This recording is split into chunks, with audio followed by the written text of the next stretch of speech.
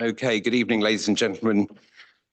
Welcome to tonight's meeting of Cabinet. Today's date, the 9th of June, 2026. The time is 6 p.m. We'll commence with the agenda, starting with apologies, those received of Councillor Michael Stratton, and I will be delivering item number 9, the introduction to the report myself, supported by Melanie Barnett on the bench.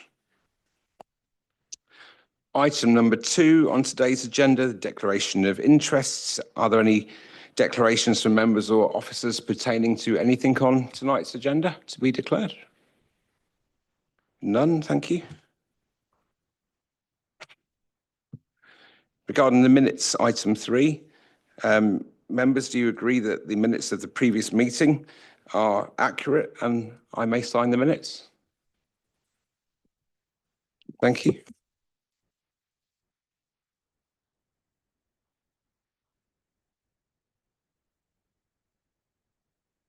Minutes have been signed.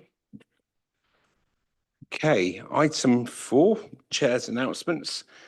Given the length of the agenda this evening and the fact I've received 25 intentions to speak for the 3 minutes, that was a total of 75 minutes, and the content, we've moved to place a microphone on the table at the front and ask members that have requested to speak to come to the microphone, and our public speaker as well to item 9. Members and officers will offer feedback in accordance with the reports. Item number 5, there's no urgent business to notify, so I move to item 6, which is a report from any overview and scrutiny committee. I have Councillor Purser in the room who doesn't intend to speak. Councillor McCord did indicate he wouldn't be here this evening, and Councillor Atkins is not here either. We'll move on to the substantive agenda in that case. Item number 7, the Revenue Monitoring Outturn Financial Year 25-26, to Councillor Slope, please, to introduce the report.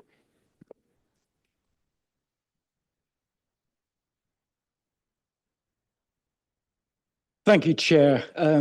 Chair, Cabinet colleagues, as is the norm, I'd like to thank James Smith, Louise Gatehouse, their teams and the scrutiny committees for ensuring that we receive accurate information in a timely manner for Cabinet to make decisions. This report sets out where we finished the 25-26 financial year. I want to give members a clear, honest picture of what the numbers show, both what we've managed to achieve and where the pressures remain. The provisional outturn is an overspend of 7 million against budget. That sounds a large number, and it is one we take seriously. But the context matters. The total budget for this year was 431.8 million. A 7 million net overspend represents 1.6% of that budget. And it comes only after deploying 11.4 million of general contingency built in to absorb the kind of demand volatility we anticipated. The primary pressures sit in 2 places. Northamptonshire's Children's Trust is over by 17.4 million against its contract sum. This is driven by placement costs, particularly residential and specialist placements, where demand and complexity are both rising and where market remains constrained nationally, not just locally. Adult social care is over by 12.1 million, principally because of 23% increase in nursing bed placements following hospital discharge, and the impact of the 6.7% rise in the national living wage feeding through to provider costs. Both of these are demand-led pressures we share with virtually every upper-tier authority in England. Against those pressures, I want to be equally clear about what's gone well. Place and economy have delivered an underspend of 3.7 million. Resources came in 5.1 million under budget. The housing revenue account is not only balanced, but generated 4.3 million surplus contribution to reserves. And savings delivery across the organisation reached 84% of the 24.6 million target, with the remaining shortfall concentrated in 2 specific areas. the continuing healthcare programme and positive living outcomes, both of which have documented delivery reasons and carried forward plans. On Treasury management, the Council operated within the all approved limits throughout the year. The adverse variance of 3.5 million against the Treasury budget reflects the consequence of having to move from internal to external borrowing earlier than planned. Itself a direct consequence of the DSG deficits reducing available cash balances. That's not a Treasury failure, it's a cash management response to a SEND funding crisis that is a national systemic issue, and one that government has now acknowledged with the High Needs Stability Grant, which we expect to deliver around 49.9 million to West Northants in the autumn. In summary, a difficult year managed carefully with 84% of planned savings delivered, a balanced HRA, reserves maintained, and all borrowing within the approved limits. The challenges ahead for 26-27 remain real, particularly on SEND and children's placements, but this outturn demonstrates the organisation's ability to manage significant pressure without losing control of the overall position. I commend this report to Cabinet. Thank you. Thank you, Councillor Slope. So we have 5 speakers this item, starting with Councillor Lister.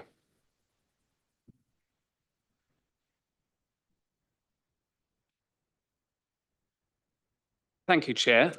12 months ago, the Cabinet member sat here and criticised the Conservative administration's financial management. So let's look at what you delivered. You inherited a balanced budget, which you took over in May 2025. Education services that year came in at 4.5% under budget. This year, or 22.5% over. Adult social care was 5.8% over last year. This year, it is 8.1% over. The Children's Trust was 10.9% over last year.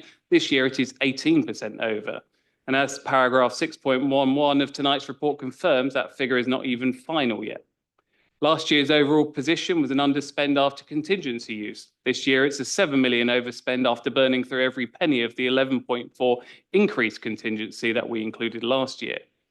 You will, of course, point to that 2.5 million improvement since December as evidence of your grip on this. But let's look at what drove it. It came from services not being fully staffed, contracts not being spent, and reclassifying highways maintenance as a capital spend at year end, which is a legitimate accounting adjustment, but it did not fix a single pothole any faster. Move the cost from one column to another. While those adjustments were being made, the Children's Trust position got £2.7 million worse. Paragraph 7.5 states explicitly that the underspend of 2.7 million on the HRA budgets retained by the council includes lower than budgeted capital financing costs following the rephasing of the capital programme. What does that really mean? The £61 million slippage confirmed in item 8 meant that HRA did not need to borrow as much planned, so interest costs were lower than budgeted, and the surplus is partly a product of delivery failure, not of management success. The pressures did not change between last year and this year. The management did, and every major director has got worse on his watch. Can you explain why? And if you knew early in the months of the financial year, as you said in your press release yesterday, why is it we've had every monitoring period so far with no corrective action brought forward? Thank you.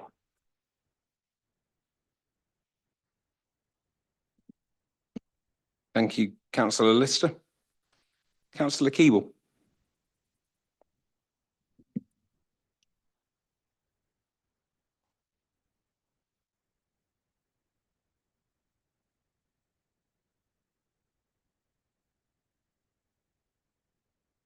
Thank you.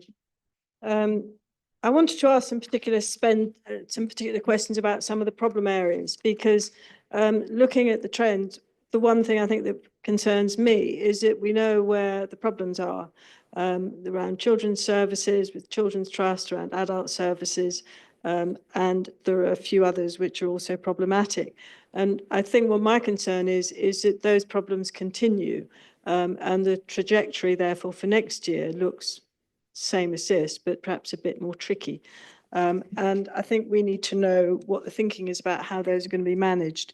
In particular, with the the calculation of the way that the government's providing its support for SEND and the changes that are being made, which are all set through in paragraph 10 and the subsections of that, it says what the process is. It doesn't say what the bottom line is. What do you think actually the consequences of those are going to be financially for the council, either in terms of cash flow, or are we actually going to get all the money that we thought we were going to get because of the slight difference in the way in which the government is going to calculate the extra funding?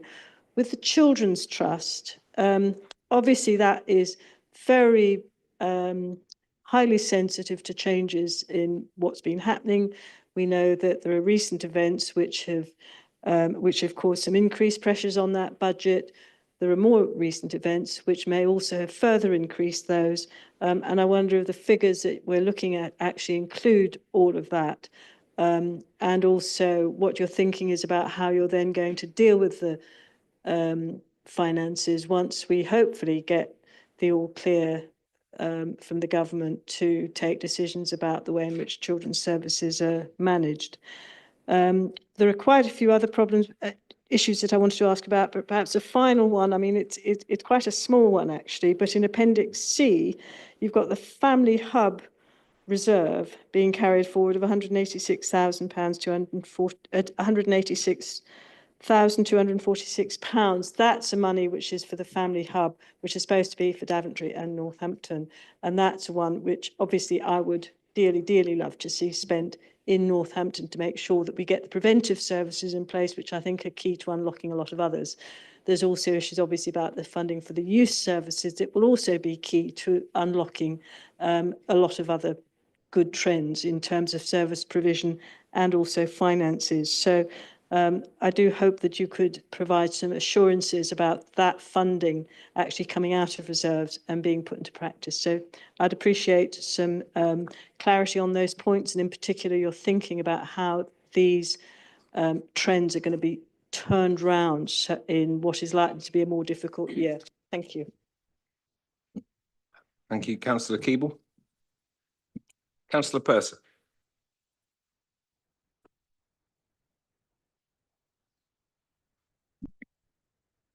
Thank you, Chair. Well, it was a Tory budget implemented by a Reform Council. So if we'd been in power, we would have been in a very different place to where you are, I think. But what we've got writ large here to me is the consequences of a privatised care market really exploiting local authorities. And I think that's the common theme between the Children's Trust and adult services. And when you privatise a service in the way that care services have been privatised, you lose control. And the task we've got, and I think it's not just us as a local authority, but across the board, is for local authorities to get control of the privatised markets. Have we gone fast enough to developing our own local children's homes? There's money in the capital monies there to do it. Are we going fast enough? I think that's a challenge. I think in terms of the future of, we'll come later on to the consultation on adult services, but we've got to make sure that we don't end up in the road of unintended consequences where we solve a budget problem at one end and then cause a budget problem somewhere else. So I think we've got to look very, very carefully at.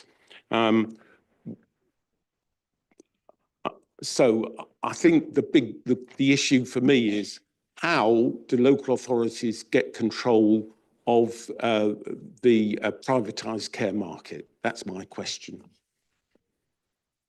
Thank you, Councillor Purser. Councillor Harris.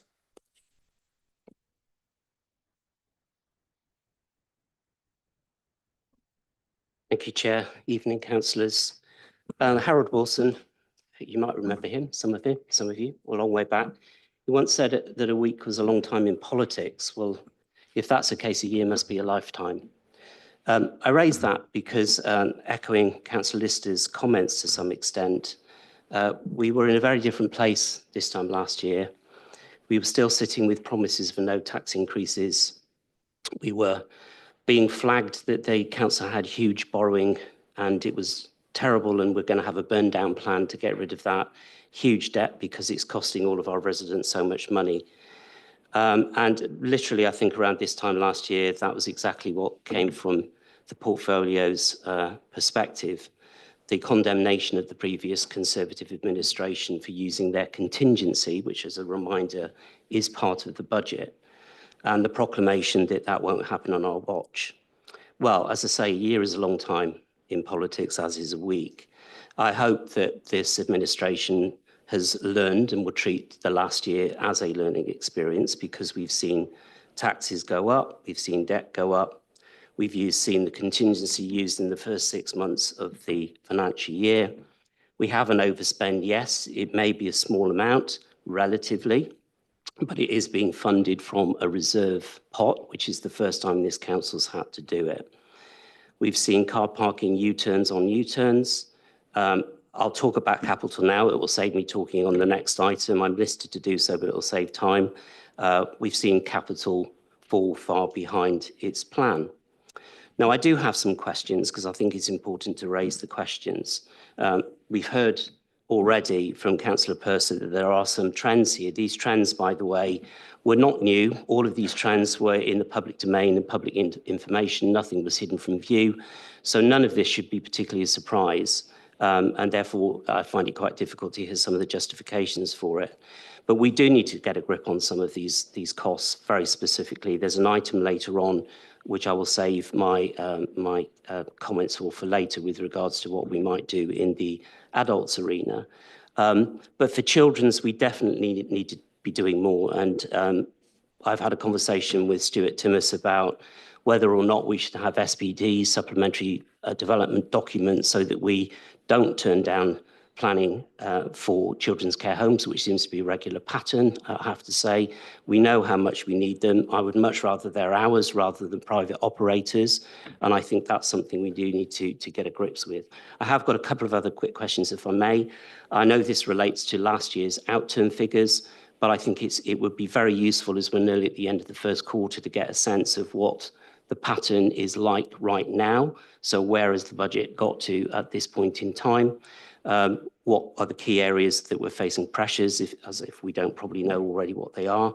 And what mitigations are we already putting in place to address those? It's not really relative to this particular item, but I'd also quite like to know where we've got to with the TRO related to the parking, because that's quite a key issue. Thank you. Thank you, Councillor Harris. Councillor Aldridge.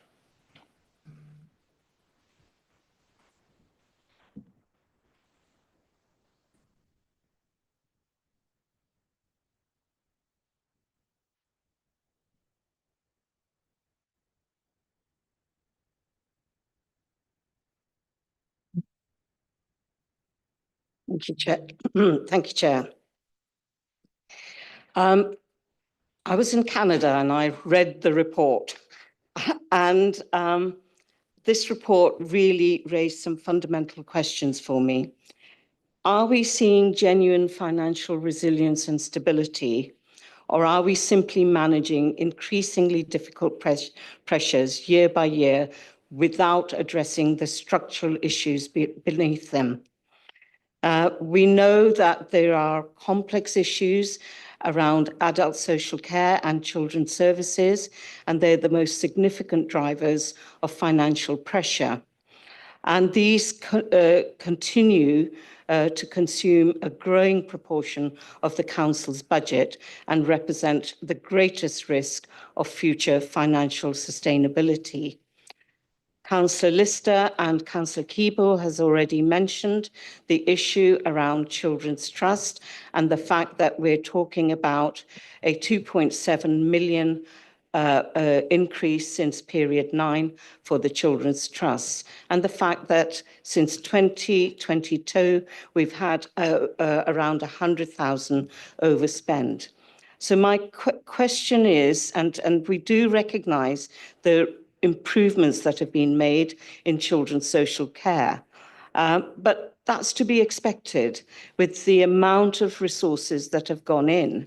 So I would expect the judgment from the recent inspection that's taken place, and I don't know the outcomes, to be at least good, with some judgments about capacity for sustained improvement for the future.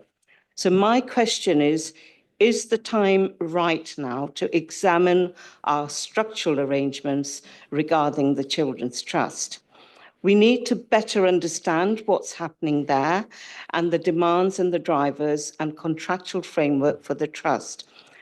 Doing nothing is not an option, and simply accepting that we have no power to scrutinise or change things is not acceptable if we are to deliver the key priority for the administration, which is to run an efficient and well-managed council. The issues around SEND have already been stated. So I would urge the Cabinet not to view this outturn as an endpoint, but as a warning.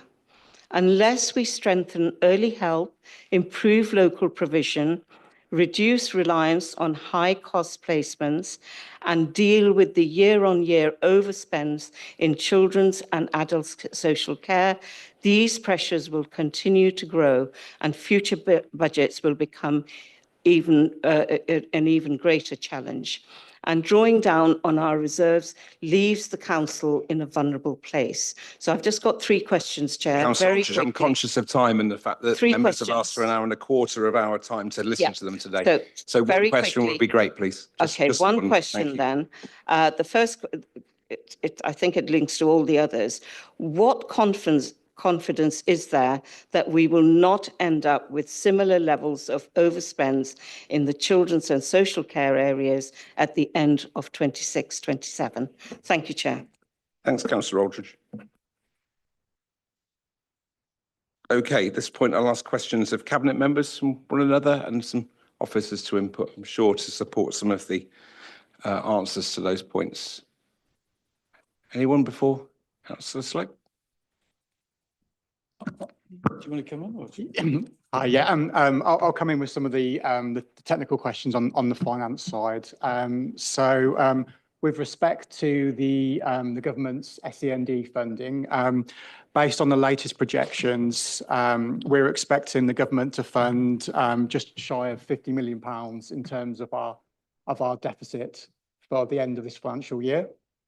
That will leave a £5 million shortfall, and we're still waiting to understand from the government in terms of how we deal with that shortfall. I think in terms of the future, I think the broad direction seems to be that government wants to support us in terms of some of these financial challenges leading up to the implementation of the SEND Act. But we're still waiting for actual confirmation in terms of what that financial package will look like. So I think as soon as that's announced, then obviously we'll make sure everyone's aware of that. So we're hopeful that we'll get a continued level of support, but at the moment it's not been confirmed. You're absolutely right in terms of there's been a number of questions in terms of picking up our financial challenges, and it is basically in terms of just continuing demand with adults and children's social care. So there was a question in terms of, well, what are we doing? With the Children's Trust, we work very, very closely with the Children's Trust. Throughout the last few budget rounds, we've invested multi-millions of pounds in terms of helping the Children's Trust improve their quality and improved service provision, because we know that if we have a really effective Children's Trust, then that will also reduce the costs as well. We've got some capital investment in terms of utilising our own assets to put children in as well, which will reduce costs. And we've also done some work with them as well around about promoting internal foster carers. I think for adult social care, we're always taking a view on what we can do in terms of preventative services. There's a piece of work at the moment that's also looking at care pathways and making sure we work together efficiently with the health service and making sure that we're providing the right services at the right cost for the residents of West Northamptonshire. In terms of the Family Hub reserve, yes, so that reserve will be ring fenced for the Family Hub, and that will be utilised for the purposes it's been set out. In terms of where we are now, in looking ahead in terms of the future, so what we tend to do is we have during June we look at what the first 2 periods are looking like in the financial year. Once we've got those financial results, then we start to look at in terms of, okay, what does that mean in terms of not only in-year pressures and potential underspends, but what does that look like for the 27-28 budget setting process as well? So we class this as like the budget refresh. So once we've got those first 2 months, which we're working through now, we not only do a financial projection for the in-year, but then we also look at what that means for the future years if there's some variances that differ from the base budget assumptions. And I think in terms of confidence levels on not just NCT, but adult social care, we can only set a budget based on what we know at the time, and that's what the budget was set on. But we do know that since we've set that budget, demand continues to increase. So as fast as we're trying to look at mitigations and look at ways to prevent costs, it's hard to keep pace with the escalations in terms of demand and costs. So we're doing what we can, but it's incredibly challenging. Okay. Thank you, James. I think you've covered all the questions. That we had a couple of speeches from councillors Lister and Harris without too many questions, but I think those that were flushed out, I think you've covered. If not, I'm sure they'll drop me an email with anything that we've missed.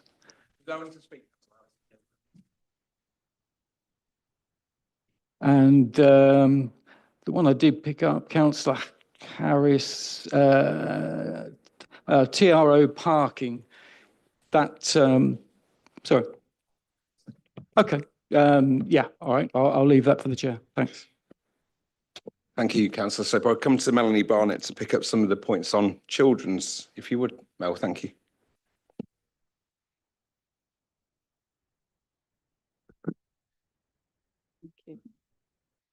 Thank you, Chair. I think that the most important thing for me to say is to remind members and Cabinet that we do have a statutory direction with the Children's Trust, and we can't forget.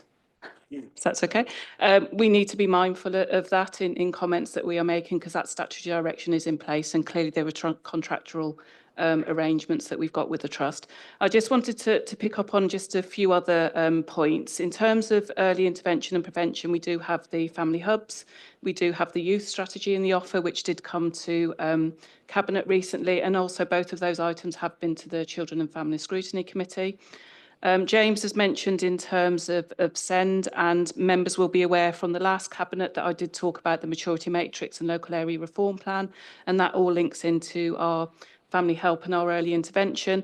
And finally, I'm not able to give any more detail on this, but I think it was Councillor Harris that mentioned, or might have been Councillor Purser, apologies, in terms of the independent market. So as an East Midlands Director of Children's Services region, we have put in a bid for 2 initiatives that have recently been launched.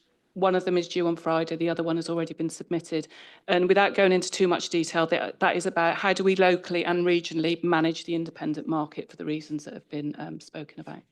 Thank you, Chair. Thank you, Mel. That's really good. Thank you very much. John, do you have anything else? Councillor Slope, sorry, do you have anything else to summarise before I add a few bits myself, if I may?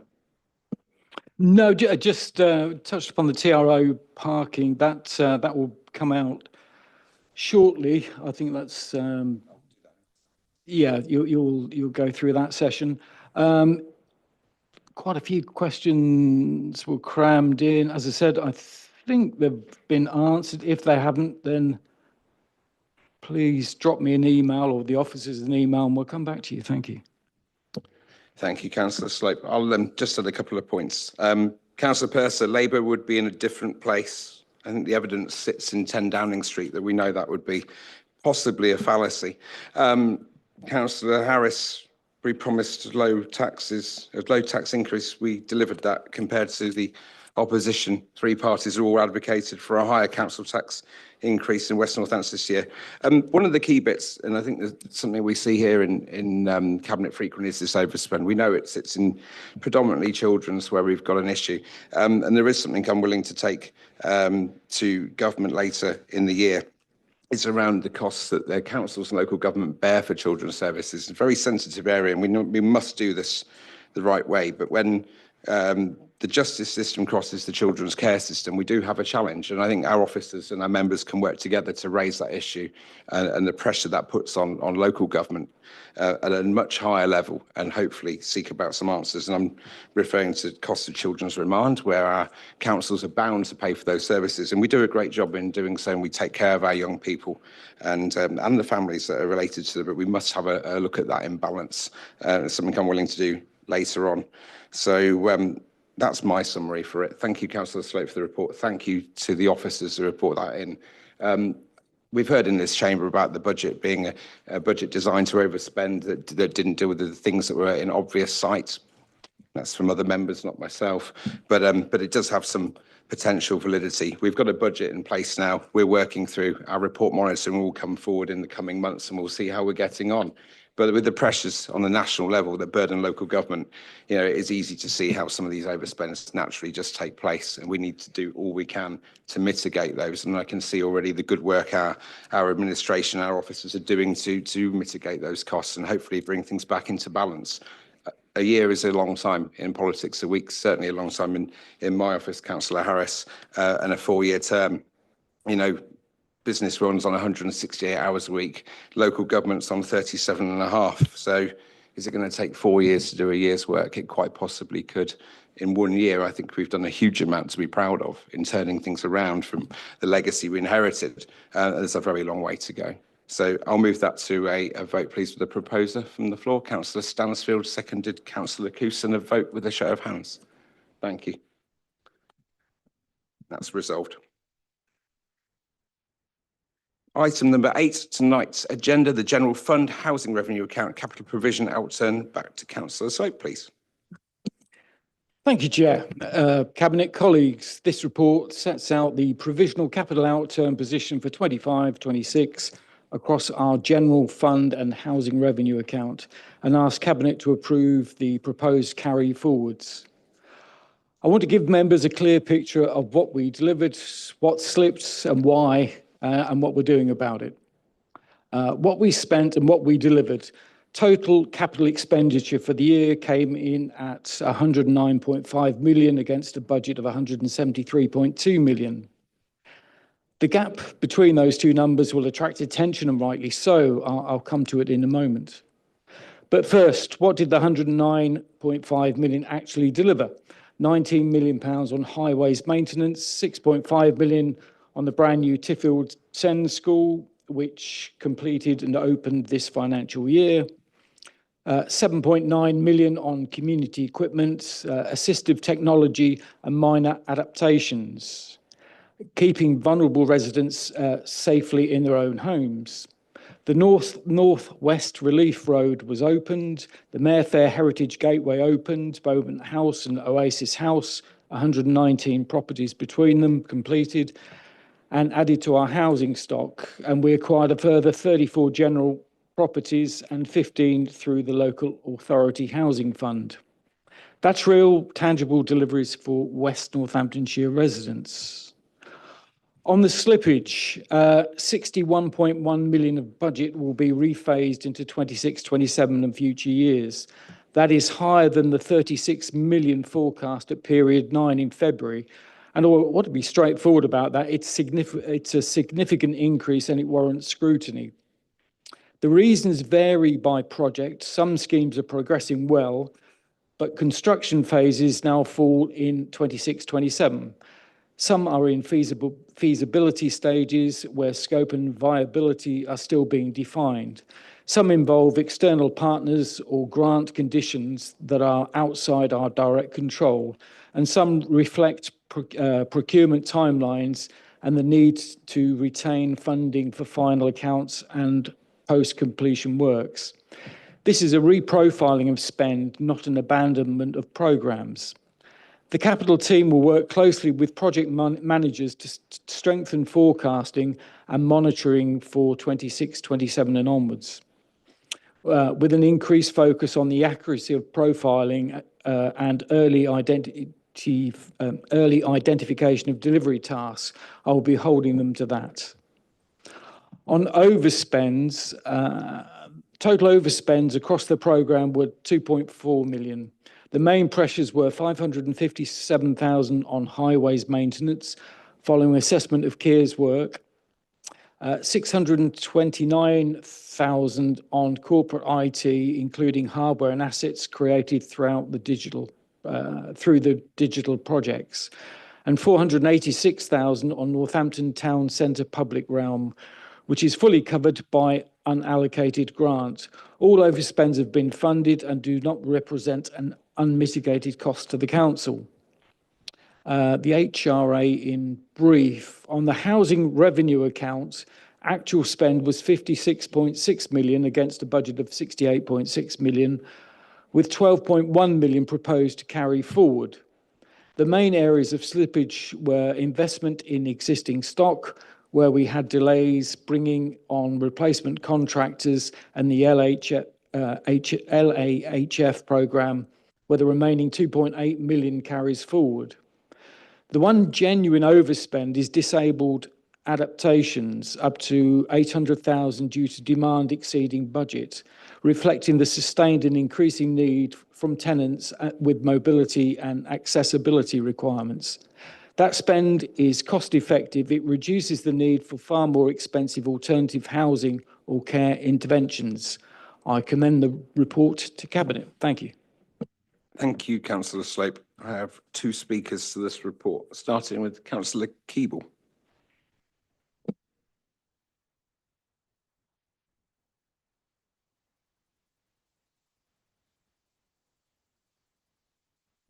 Thank you. I've just got a couple of questions on this, Chair.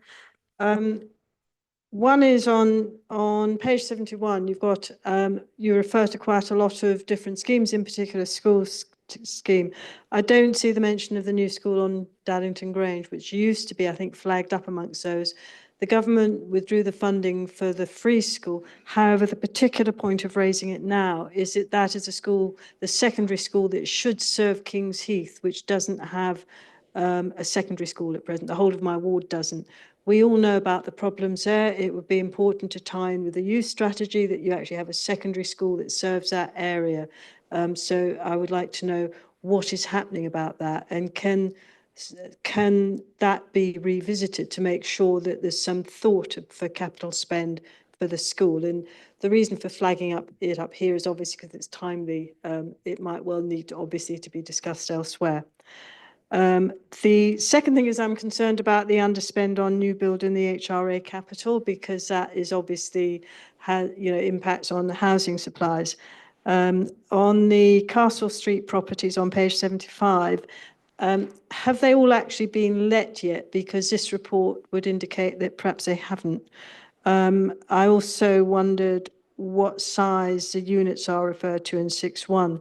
On page 76, for next year, there's this year there's an underspend in new build capital. For next year, it shoots up to £41 million. That's more than double this year's new build budget. And I wondered, given the tendency for these programmes to slip, whether that's realistic or whether and it's deliverable, because I do think, I mean, it's good to be optimistic and aspirational, but you do actually need to be realistic about what you're going to be able to achieve in the year so that the spend is profiled properly. And finally, just on page 87, rolling forward, there's quite a few there's quite a few important programmes which are in that, including the Daventry and Northampton Family Hub sites.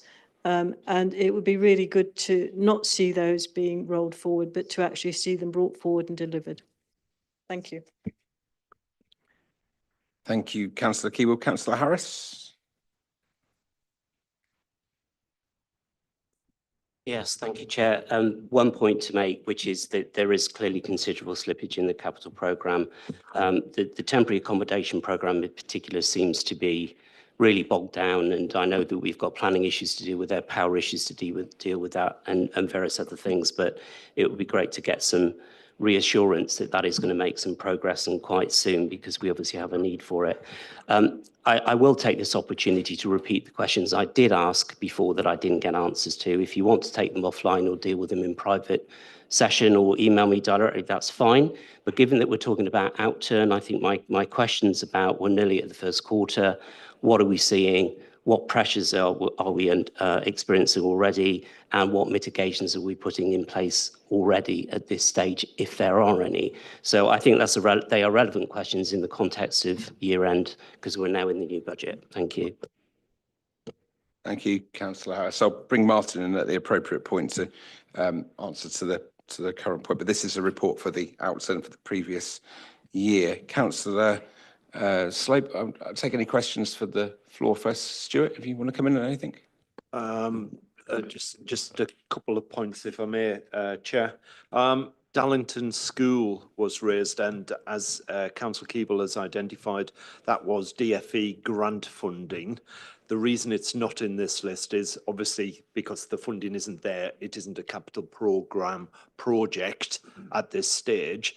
We are talking to the developer. The land has been, obviously planning permission has been granted in that area.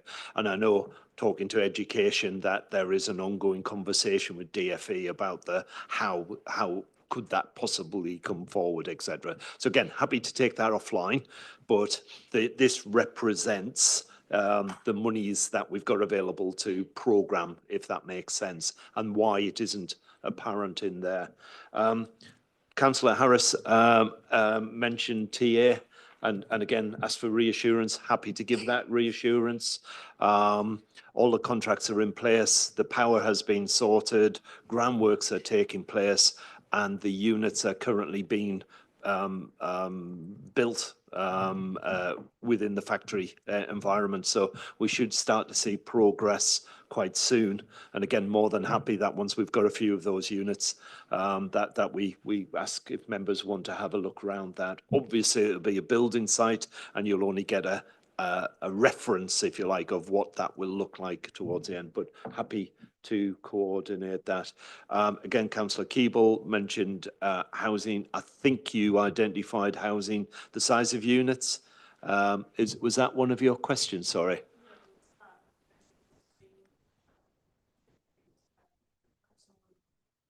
So again, in terms of housing units and size, etc., just to confirm, obviously they're all within the regulation for social housing and government guidance. So we never buy, purchase or look to purchase anything that doesn't meet the minimum criteria.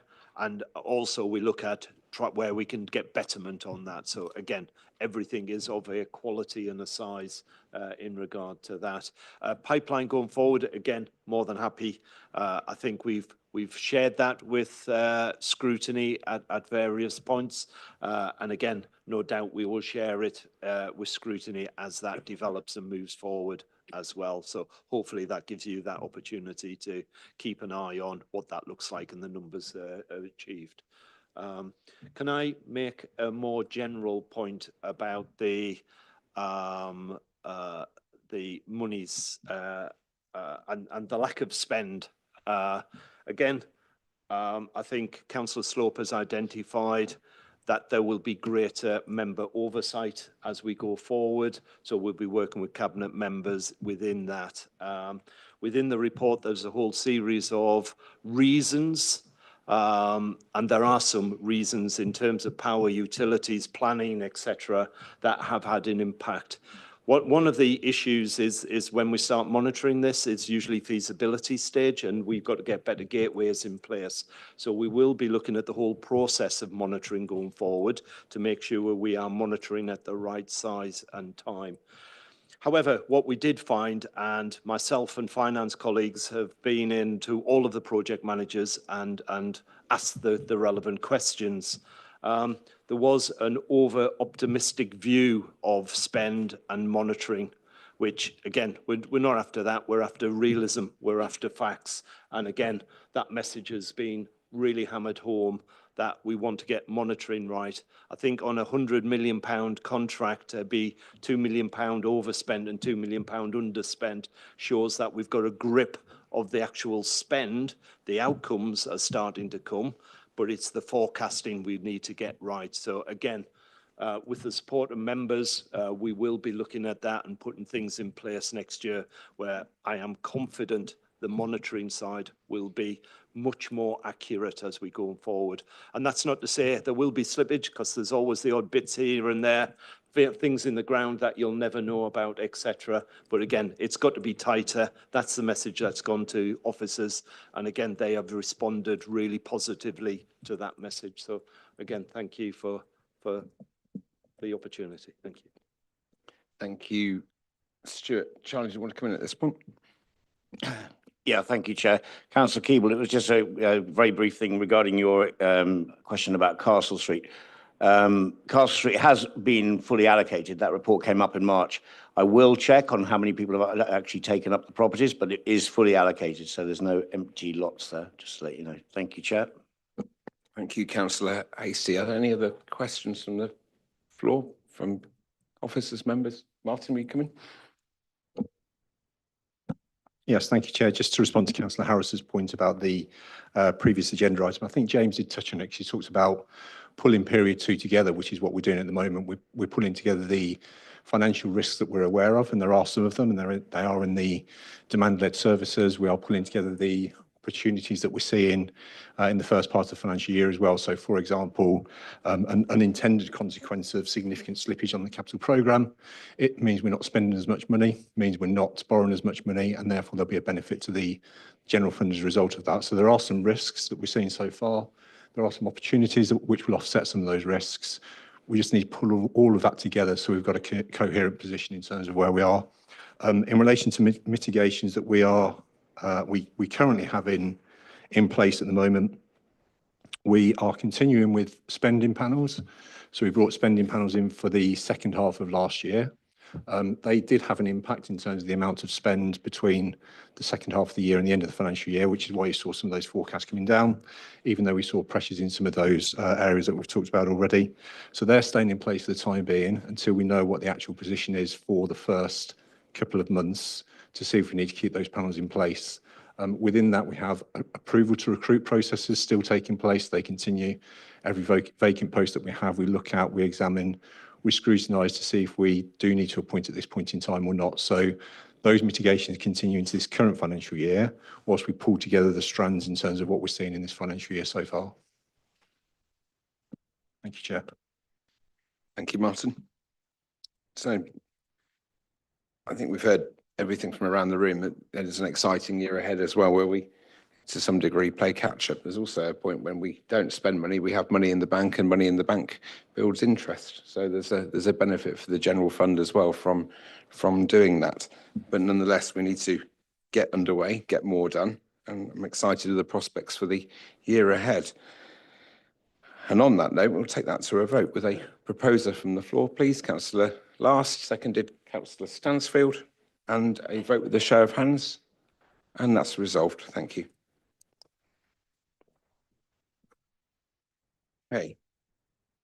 We'll move on to item number 9 on tonight's agenda, the smartphones in schools consultation response. I will introduce this report on behalf of Councillor Stratton, and no, my reliably informed Mel Barnett is on hand to offer comment. So this report sets out the findings from the public consultation on smartphone use across West Northamptonshire and outlines the recommended next steps. The consultation, which ran between November 25 and January 26, engaged a wide range of stakeholders, including parents, pupils, schools, professionals, and provides a clear view of local perspectives on the impact of smartphones on learning, behaviour and well-being.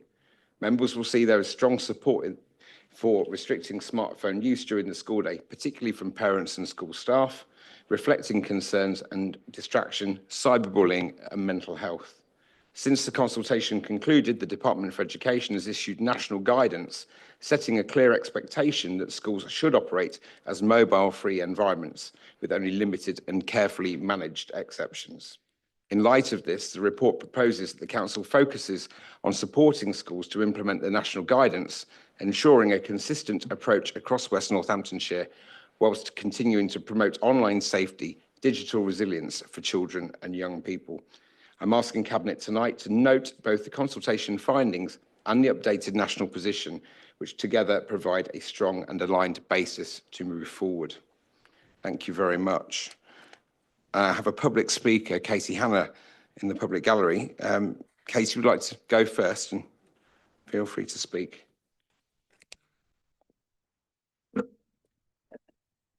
Chair, councillors, I would like to thank the Council for undertaking the consultation and publishing the results. It is encouraging to see the results represent overwhelming majority support restricting or fully prohibiting smartphones during the school day.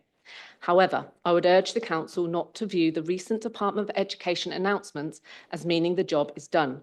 While national guidance has been strengthened, head teachers still retain significant autonomy how mobile phone policies are implemented. Positive headlines do not automatically translate into meaningful change on the ground. The devil, of course, is in the detail. I would also ask the Council to consider the important distinction between smartphone use and smartphone access. The DfE guidance refers to both, whereas the consultation only references use. If pupils can still access smartphones during the school day, many safeguarding risks remain. Schools that continue with not seen, not heard policies should therefore be encouraged to demonstrate how they prevent access to these devices while they are on the school premises.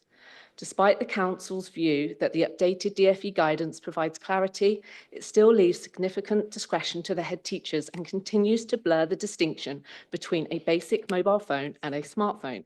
Head teachers still request further clarity, and these concerns continue to raise as a national debate. Therefore, I ask West Northamptonshire Council to continue working constructively towards schools becoming smartphone-free by default. I ask the Council to support primary schools becoming smartphone-free sites, exemptions based on a medical need. I ask that secondary schools to be encouraged to move away from not seen, not heard policies and instead adopt approaches that prevent smartphone access during the school day. I ask the Council to encourage schools to consider cost-free solutions before investing in expensive commercial systems. The simplest cost-free solution is a smartphone-free site, while still permitting basic mobile phones. More than 200 secondary schools and even more primaries nationally have now adopted this approach and report positive outcomes for well-being, behaviour and safeguarding. Finally, I ask the Council to engage with the Police, Fire and Crime Commissioner regarding funding. Public money should prioritise solutions that reduce children's dependence on smartphones rather than accommodate them through expensive lockable pouches. I quote, "The evidence is increasingly clear. A smartphone in the child's pocket opens a door to risks that far outweigh any benefits. The physical journey to school is statistically much safer than the digital journey a child takes once they unlock that screen. So we are trading a manageable physical risk for a profound digital one." Simon Bailey, former National Policing Lead on Protection and Child Abuse Investigations. Whilst we still lack clear guidance from government, what is clear is that evidence and warnings from public health and child protection professionals around smartphone ownership in childhood continue to grow. The Council's leadership on this issue remains important. The job is not yet done. Thank you. Thank you very much, and thank you very much for taking the time to come today. I have 4 registered speakers from the members, starting with Council's Chairman, Councillor Fiona Baker.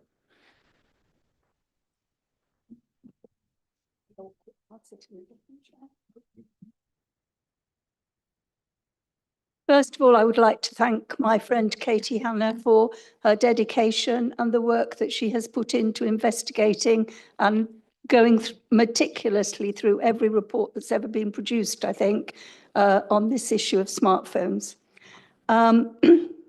So I'll be briefer. It's very disappointing to me that a motion passed in September 2025 is only coming to Cabinet 9 months later when it's so important for our children. During this period, everything has moved on. Research has shown that not only is constant use of smartphones leaving our children open to bullying and inappropriate content of the most horrific type, But now we are seeing that this is being viewed by public health as causing lack of interaction, confidence, speech development in young children. We need to treat this as an addiction. We all know how we feel when we've mislaid our phone. That's an addiction. It's our duty as parents, carers, teachers, and council officers and members to safeguard our children.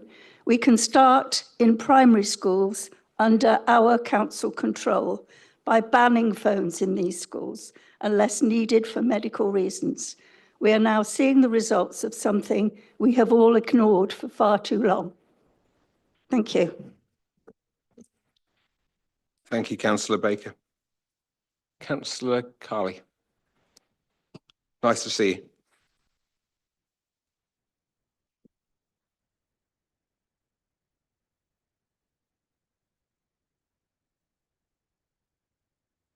Good evening, everybody. Thank you, Chair.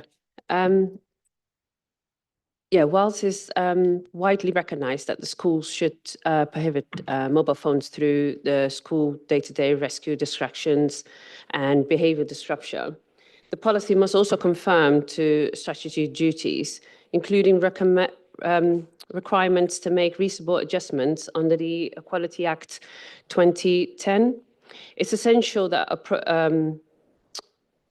it's appreciated that mobile phones should not apply in a manner without consideration of individual circumstances. However, it must also be acknowledged that certain pupils, require exemptions. For example, smartphones functions as vital medical devices, such as individuals for such those with type 1 diabetes and other underlying medical issues, including during lessons. I believe that obviously, this causes a significant, distraction and a harm in terms of cyberbullying on a perhaps day-to-day basis, and staff are really overwhelmed.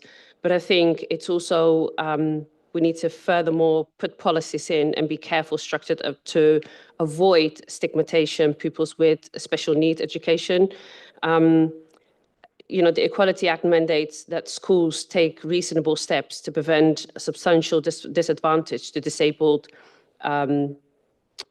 people as a result of school policies. Therefore, flexibility on a case-by-case basis must be implemented. Exemption for frameworks rather than universal rules that are strongly advocated by this group, obviously. Given these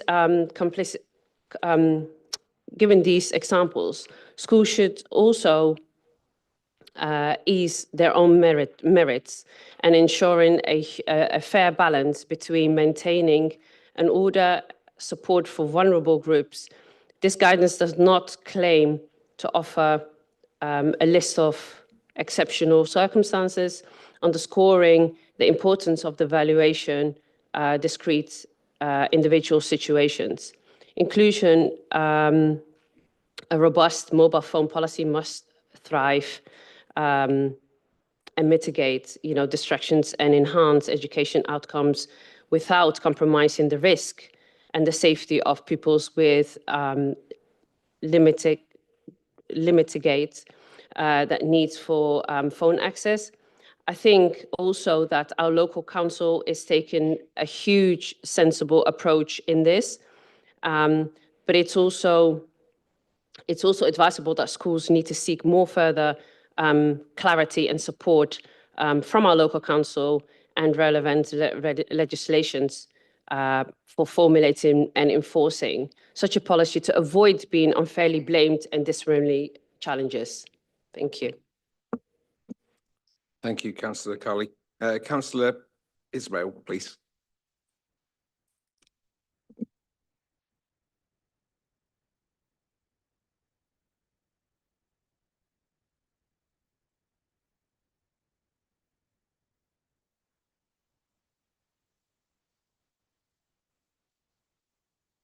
Sorry. Good evening. And while I welcome the findings of the report, including both public consultation responses and the Department for Education guidance on mobile phone use in schools. I support the total ban of mobile phones and other similar devices in schools. I support the total ban as well as because we want to create safer and more focused learning environment in schools. While the implementation may present some challenges, schools can apply the mobile phone policy fairly and consistently with the council's help, and also with appropriate adjustments for peoples with special educational needs, disabilities, or other health issues. We all know the excessive mobile phone use and social media use can usually negatively affect concentration, learning, and well-being in social interaction. A ban would help reduce these impacts and encourage greater engagement in education. As corporate parents, we want to safeguard pupils in school so that they reach their potential and achieve their goals. I believe these measures will encourage also families to take more proactive steps to address excessive social media use at home by reinforcing clear and consistent boundaries. My question is, the report does not appear to include the council's plan for wider engagement. Yes, we've had the consultation, public consultation, but then here, on how to strengthen the implementation of the mobile phone policy in schools. If the council is considering to do that, how does it intend to work with parents, local communities, to increase the understanding of the policy's benefits and encourage consistent expectations both in schools and at home? Thank you. Thank you, Councillor Ismail. Last speaker, Councillor Aldridge, please.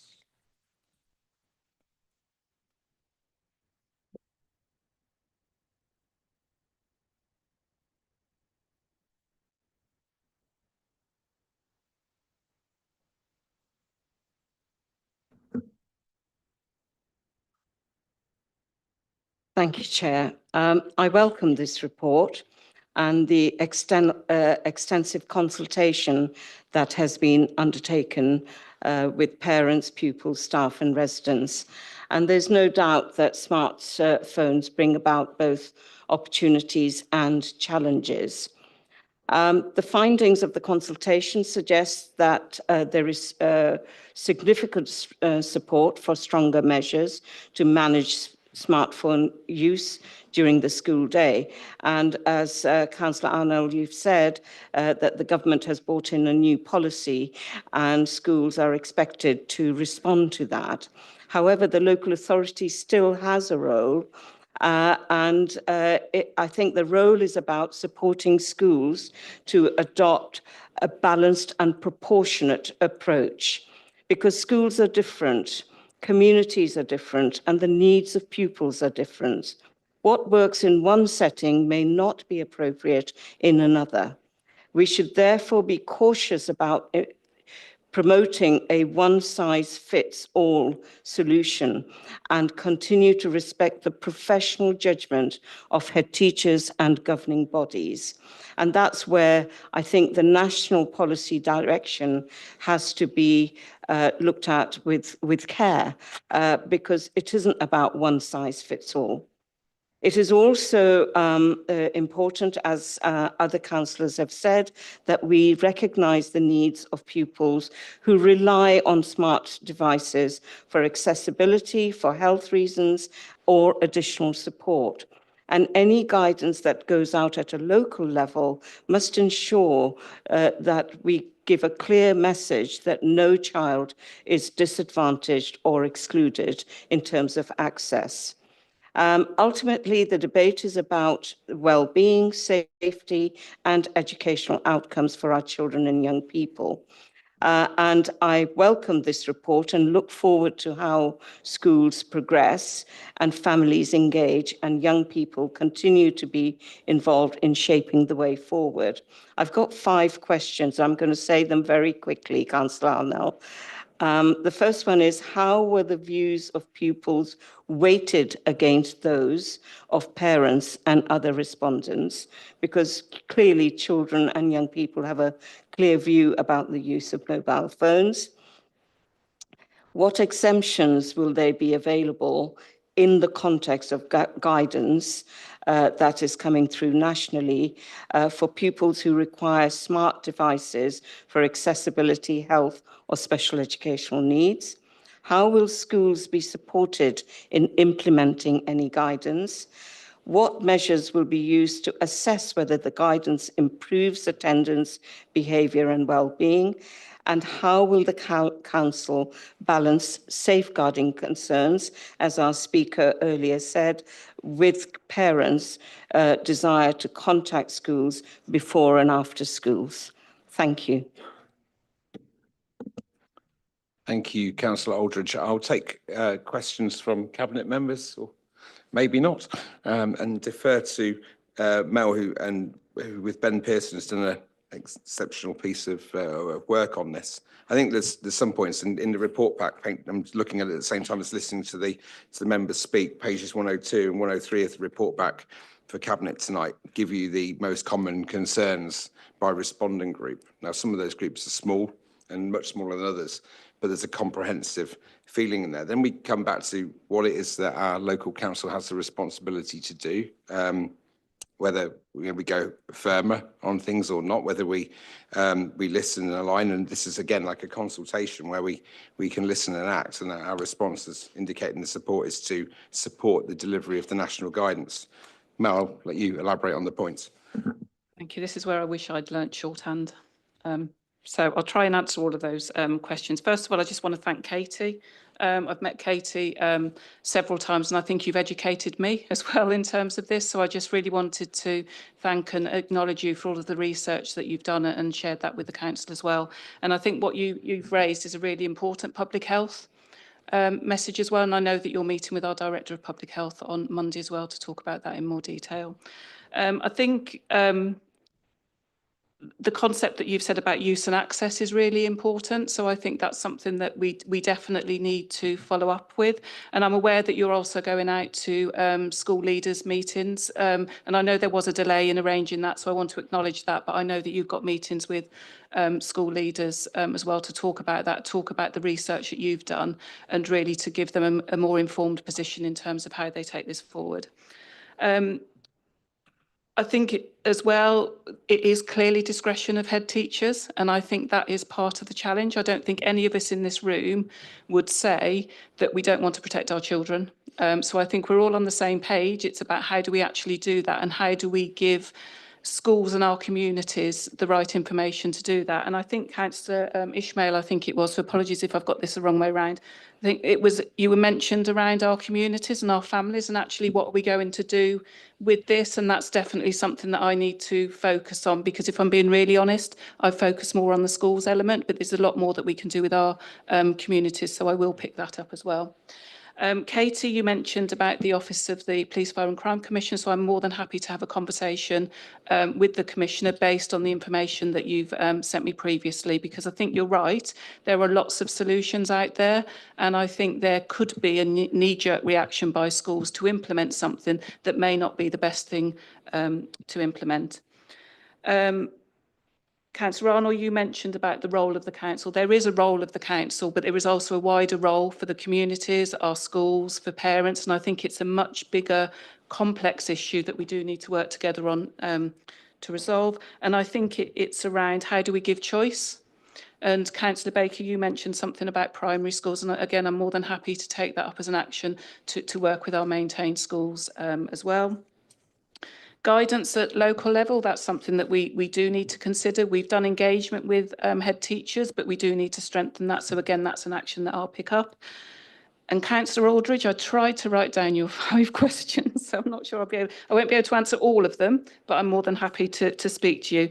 I think, Councillor Arnold, you mentioned around the way it's weighted. What not surprised me, but was quite reassuring is the views of some young people and children, because actually what they're doing is looking at the adults to make the decisions for them, to protect them.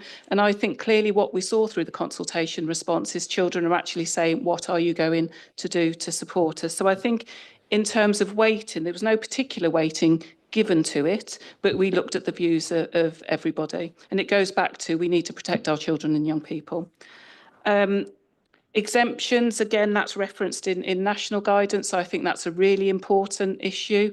Again, it comes down to choice, doesn't it? I think we possibly have different views on what exemptions there should be, and that's something that we need to work through. How will schools be supportive? I've sort of touched on that, but there's definitely more that we can do. I think in terms of measurements, it is around bullying. It is around exclusions, it is about school moves, it is about safeguarding concerns, and I've got this as an agenda item for our Safeguarding Children's Partnership on Thursday of this week as well. So I think there's a lot more that we can do, and I haven't got the answers to everything yet. But what I will say, and I'm speaking on behalf of Councillor Stratton as well, who unfortunately isn't here this evening, we are taking this very seriously, and I think it's a really complex area, and there's no one answer to this. It's about how do we work collectively together. So hopefully I've answered all of those questions. Thank you. Thank you, Mel. I think you covered that more than adequately. I did actually manage to write down the questions, probably not actually that legible.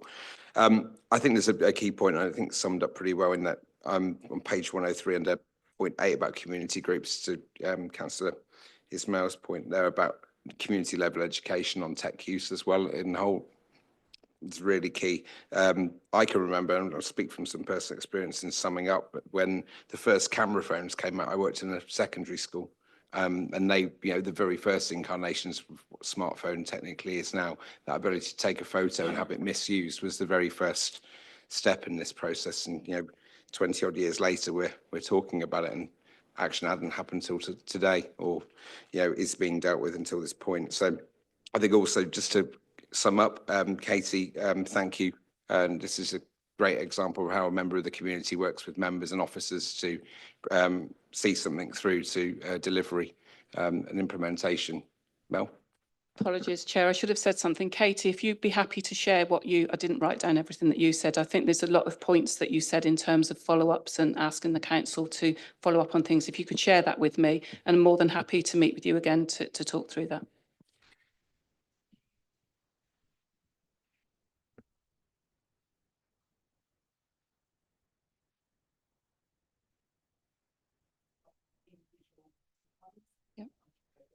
Okay.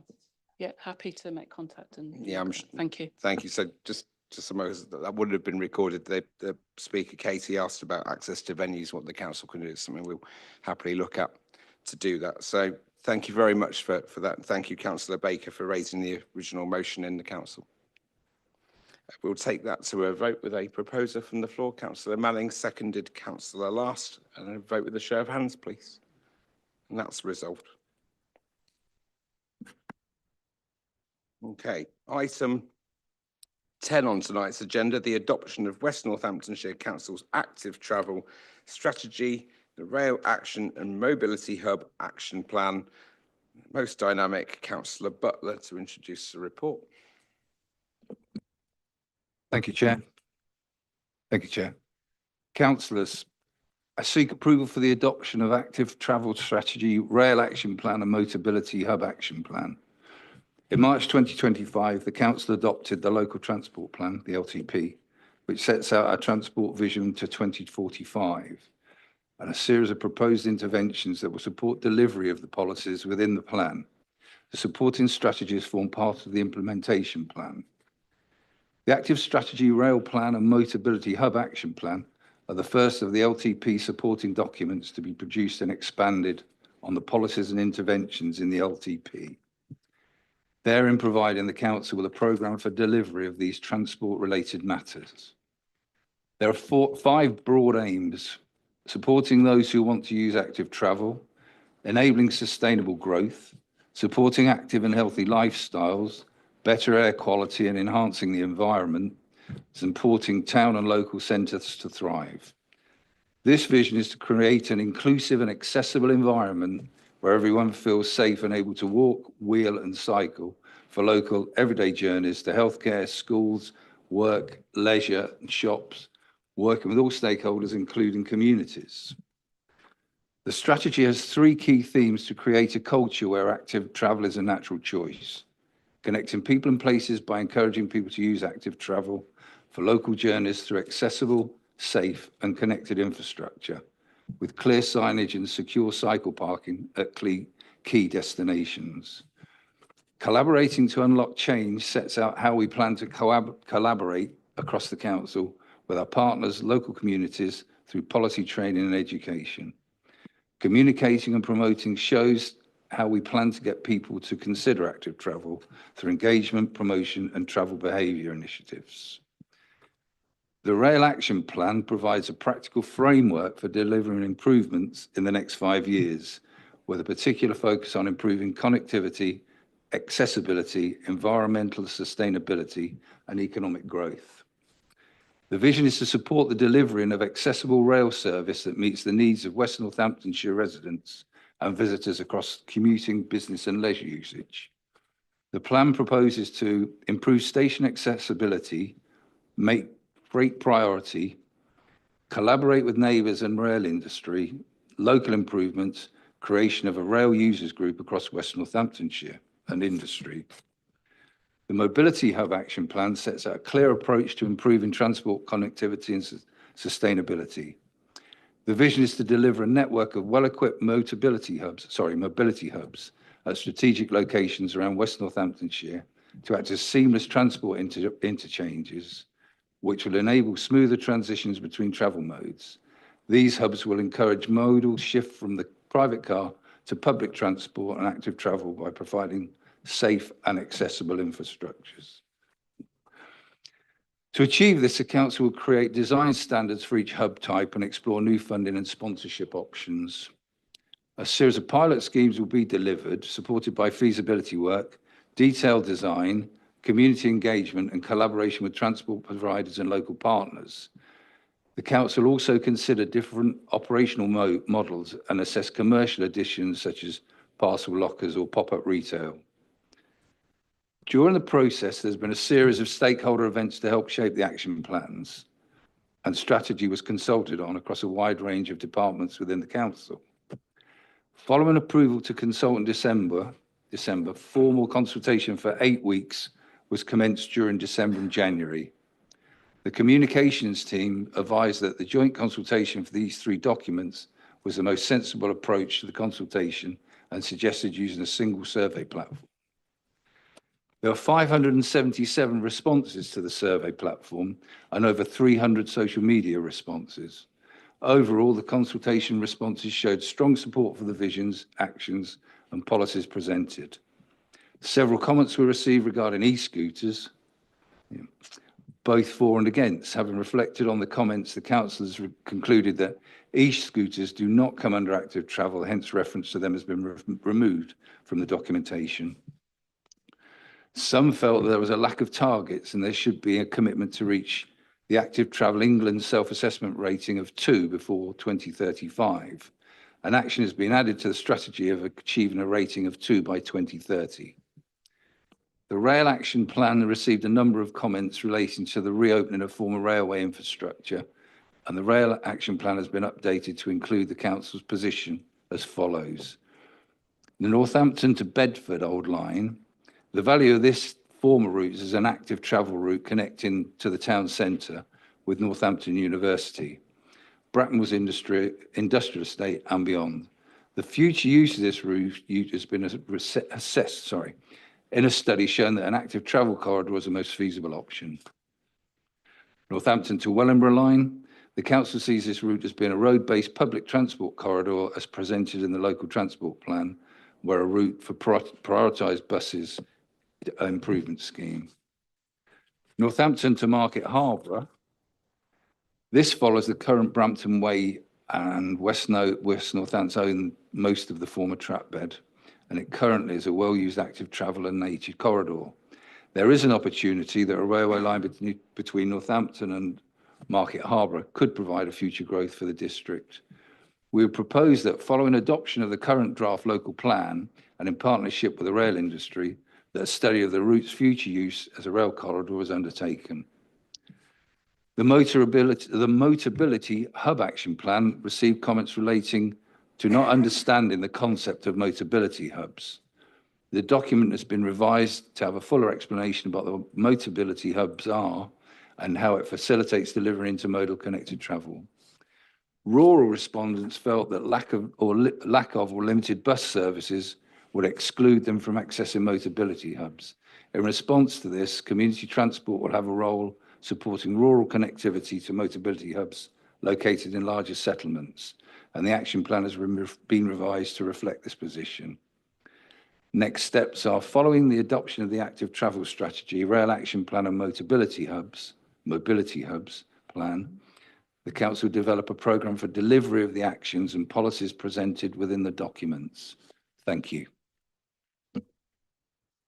Thank you, Councillor Butler. I've got 5 speakers to this evening. Councillor Lister, you're first up.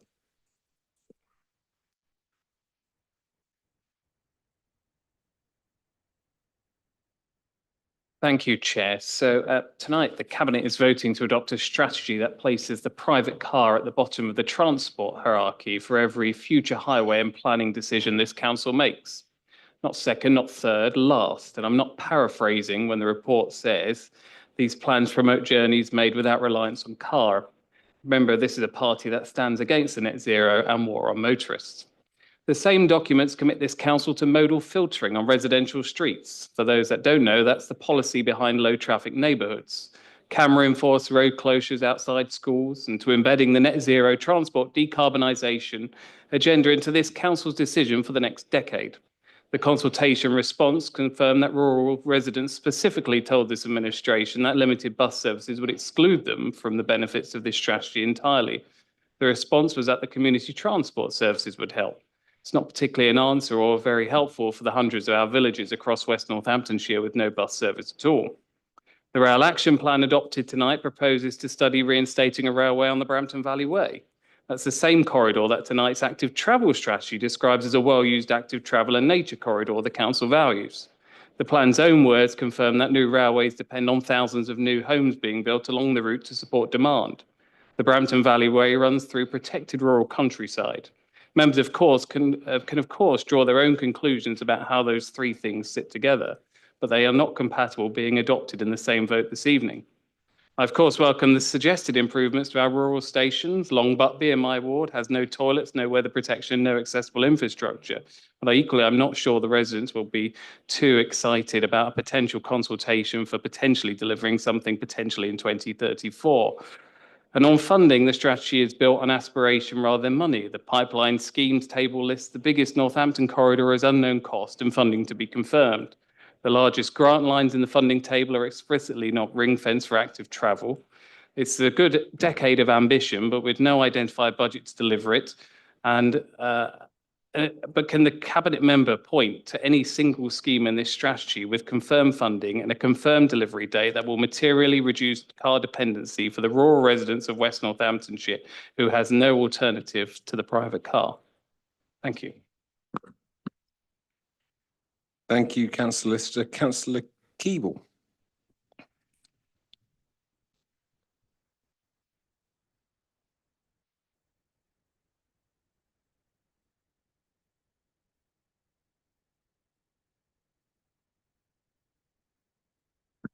Thank you. Councillor Purser is going to talk more about the mobility hubs. I just wanted to focus on one particular item, and that's the strategic importance of rail to the town and to our future location and part in the economic development of the area. Now, it's really unfortunate if you look at the stats, the growth is slowest in usage of Northampton Station, and actually it's more at Long Buckby Station, because you would have thought it would have been different. And I think one of the key factors that we need to be looking at, which is flagged up in the report, it's not perhaps so much some of the smaller commuter routes, there's also some big strategic work that's needed. Speeding up of the north-south line, because the north-south access is key for our economic development, but also the east-west linkages that have always been an ambition for Northampton, but they've never yet become a reality. And thinking, Chair, if we do end up going for more of an east-west linkage in terms of the strategic authority, then we need to have some demonstration of that. We need to be able to link up with some of our partner authorities. We also know, of course, that there's a lot of economic traffic that goes east-west. There's a lot of job opportunities, a lot of employment growth in that east-west access, and we simply don't have the rail linkages in place. If you look at the report, you can see the benefits that come in terms of travel time if we get the proper east-west railway. So that is going to need a huge amount of lobbying. It will need a rail users group can be an important part of that. I would just say that years ago, I used to do the rail users group, and we used to go and have meetings in government, and we would always have to start by explaining where Northampton was, draw a map, put it in the middle, say it's a big place. It's not some little town. It's not way up north. It's right at the strategic intersection of north-south and east-west traffic and economic development corridors. So with all the stuff that you've got to do in all these different reports, I would identify that one as being the one which is in the most strategic long-term interest to get the east-west connections, better connections into Birmingham Airport, so that we're in the air travel network as well, to make sure that we can get the economic growth that this region needs. Thank you. Thank you, Councillor Keeble. Councillor Purser.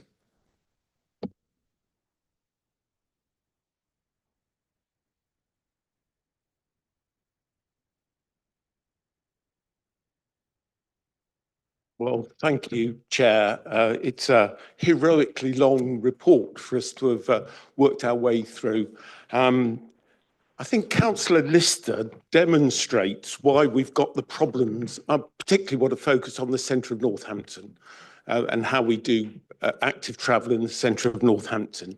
And I think Councillor Lister's demonstrates the continuing Tory failure of thinking about active travel and travel routes in the centre of Northampton that has bedevilled this authority or Northampton in particular for the last 40 years. The Tory administrations who failed to work the Development Corporation to get the town centre sorted out in the 1980s, and that's gone on during the last administration as well, where they just didn't grip this issue at all. So you've got quite an inheritance to sort out. And it is, how do we promote and join up the various development projects in the centre of Northampton so that we are less car dependent in doing that? How do we make it possible to get from the bus station to the hospital, from the shopping centre to the station? How can that work? And it is going to involve some very careful planning and partnerships and bringing together initiatives. And I would argue that we're way behind. Why have we got the lowest rating for active travel? It's because we haven't done this work in recent years. We're way behind towns like Leicester and Coventry in terms that where you go through we can be better than this. And I would hope that my big passionate thing is, why can't we have a circular bus in the centre of Northampton? It would sort out some of the problems in terms of accessing the hospital and the parking problems that people write to me every week about. So we've got to do better.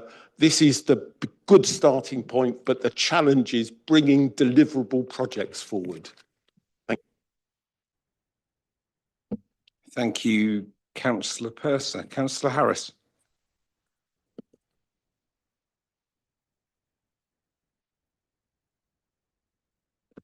Thank you, Chair. I have a lot of feedback. My major comment at the beginning of this is these are all very substantial documents which set the pathway for the future, none of which have been through Resource and Places Committee and had the tires kicked effectively as far as I'm concerned. I appreciate stakeholder advanced consultation, but no scrutiny. And there's lots of issues in here that simply have not been picked up. Those of you that know me of old will know that I have considerable issues with the Market Harbour to Northampton proposed reopening. The document talks about growth. There is absolutely nothing in our local plan which works until 2043 in terms of employment or housing, nor there should there be, in my view.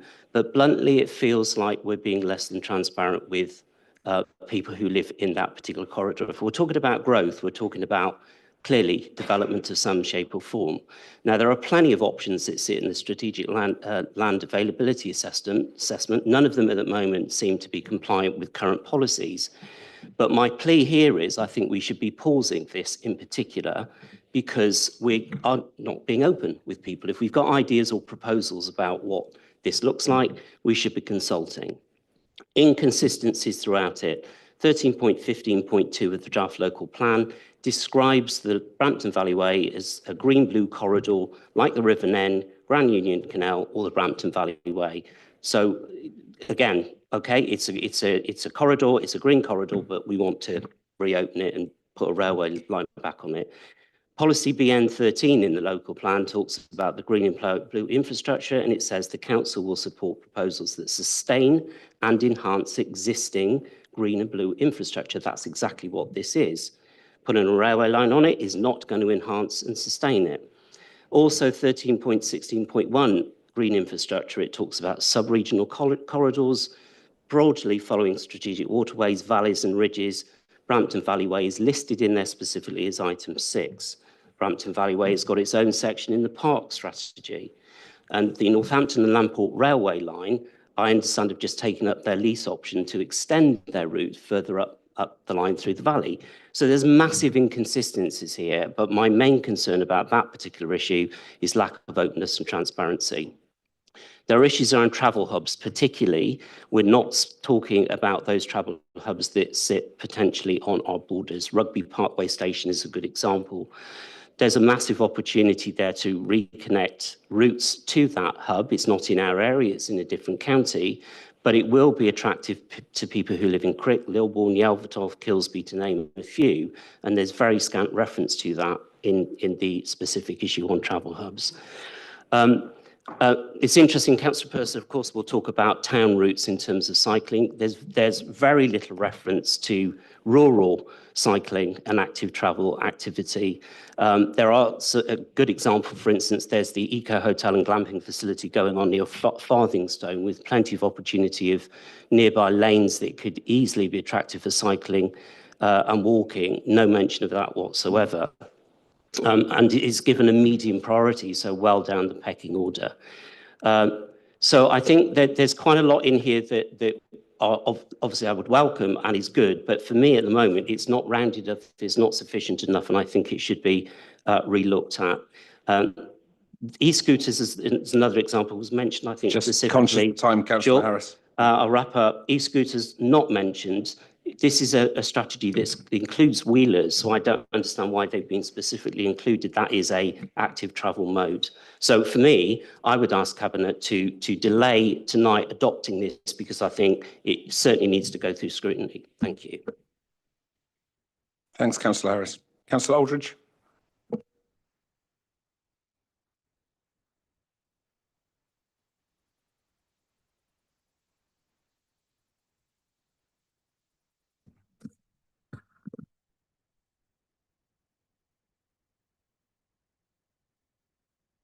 Thank you, Chair. I welcome the ambition of the active travel strategy and its aim to encourage healthier and more sustainable journeys. However, there is a major weakness within the strategy, and that is that it focuses heavily on infrastructure and appears to give very little attention to the environmental quality and maintenance. In wards such as Kingsley and Semilong, active travel is about more than infrastructure. Residents in my ward frequently raise concerns regarding fly tipping in alleyways and service roads, litter accumulation along walking routes, overflowing bins, graffiti, and environmental degradation. Residents will not choose to walk or cycle if routes are blighted by litter, fly tipping, poor maintenance, or concerns about safety.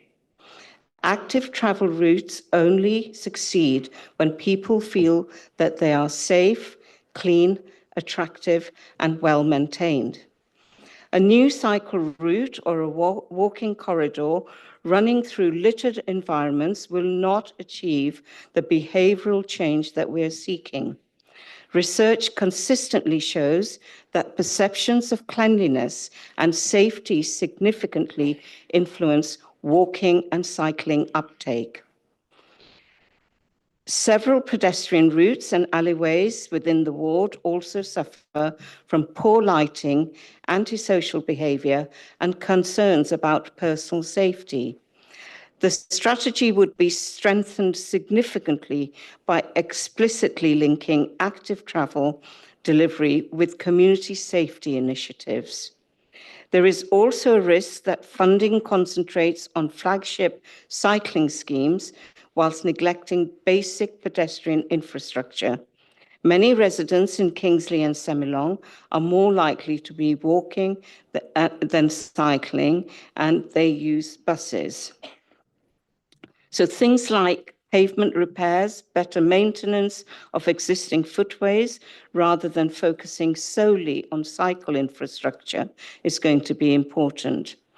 For residents in my ward, success will not simply be measured by kilometres of cycle lanes delivered. It will be measured by whether people feel able to walk safely through clean, well-maintained neighbourhoods, free from litter, fly tipping, and antisocial behaviour. So a critical question is whether the active travel strategy is sufficiently linked to wider place making and environmental quality issues. If we're serious about changing travel behaviour, investment in active travel must be accompanied by investment in cleaner, safer, and better maintained neighbourhoods. Without addressing these, there is a risk that infrastructure investment alone will fail to achieve the intended increase in active travel. I've just got two quick questions. One then, please. Why was there not more attention paid to environmental and safety issues? And are there plans to address these areas as the policy moves forward? Thank you. Thank you. Okay, thank you, Councillor Aldridge. To members, any questions to Councillor Butler? Councillor Coos. More a comment, Chair, thank you. So from a public health perspective, I strongly support the direction of travel here, pun intended. The strategy explicitly links active travel with healthier lifestyles, better air quality, and an inclusive environment where people can walk, wheel, and cycle for everyday journeys. I particularly welcome and encourage the delivery to keep disabled people, walking aids or wheelchairs, and older residents and rural connectivity front and centre, because those are the places where access can most easily be promised in strategy but missed in reality. So I really do welcome this. Thank you. Thank you, Councillor Coos. Stuart, would you like to come in?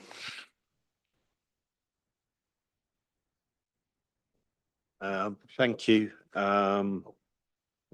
Thank you.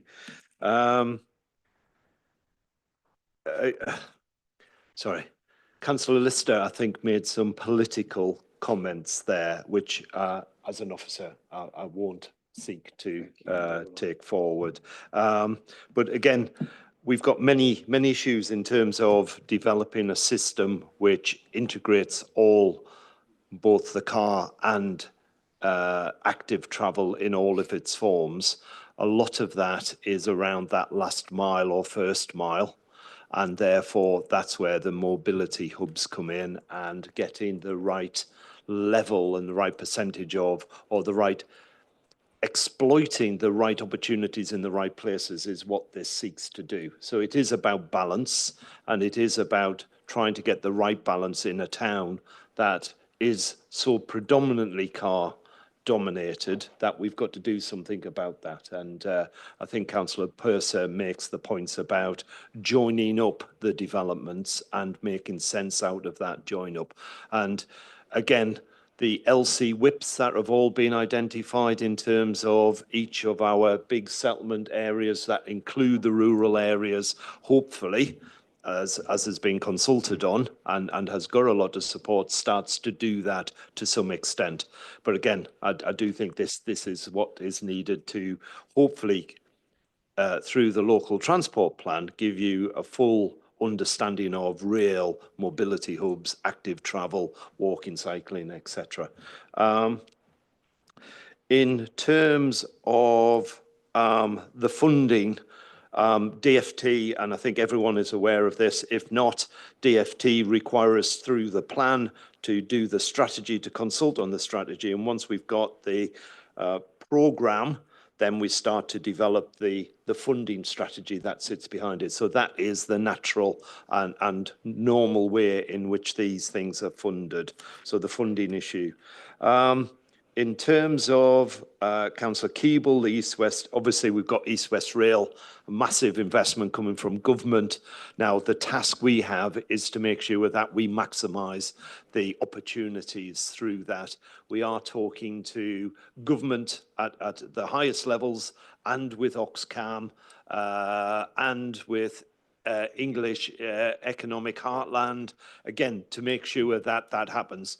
What we don't want is that corridor to get from Oxford and Cambridge and no opportunities or realisation of those opportunities in between. So absolutely, we're taking that forward, and we've got strategies in place and conversations in place to make sure that's maximised. That idea of that economic corridor, absolutely, that's where a lot of our success and future success will come from, is understanding that. In terms of, I think I've picked up on Councillor Purser's, the Northampton to Market Harborough rail line is going to be controversial in some areas and well supported. It's a bit of a Marmite sort of project to look at. One of the big knowns is, will rail actually work? When you get up towards the Leicester bit, you can already see where there is already being development to take place. So the study that is identified is just exactly that. It is to look at, in the context of all of the issues that Councillor Harris identified, look at is it feasible? Would it actually work? Is it something that will bring economic advantage to the area?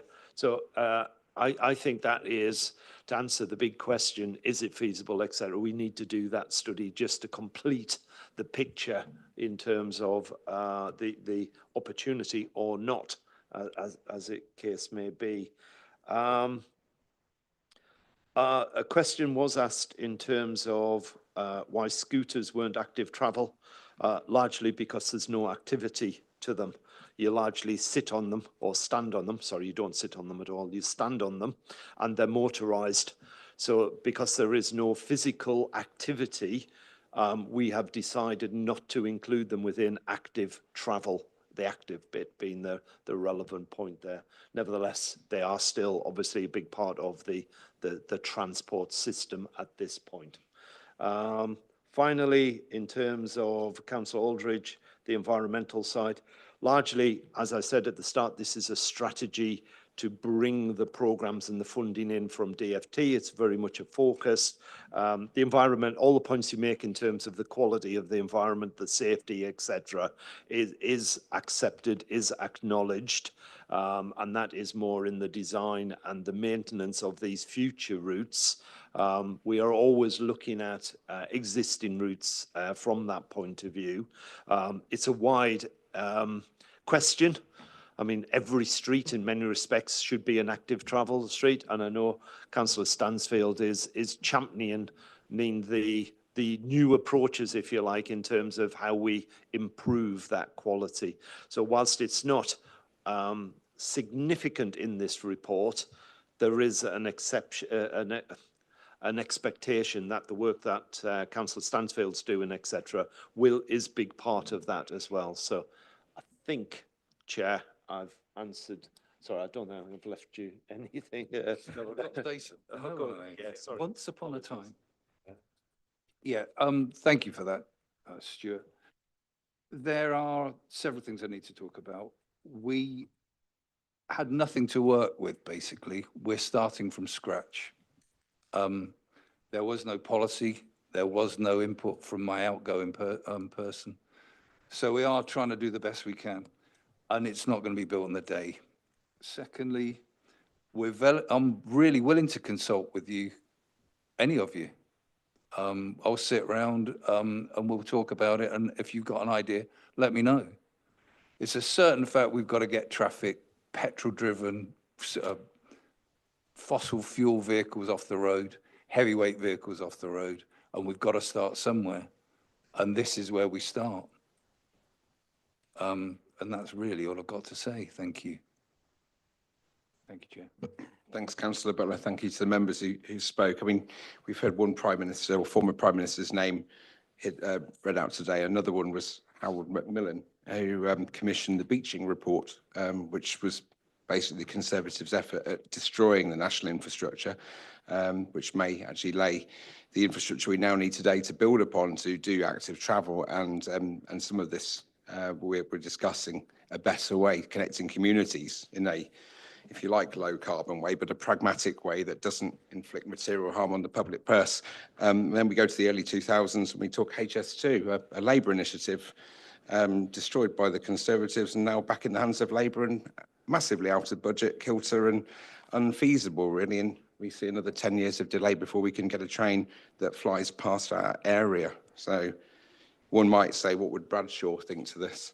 Anyway, that's my summary on the matter. I think it's a good report, and I note that it agrees to delegate authority to the executive director for place in consultation with the cabinet member, and input is welcome to this and will be taken on board on an ongoing basis. So I'll take a proposal, please, from the floor. Councillor Last, seconded by Councillor Stansfield, and a vote with a show of hands.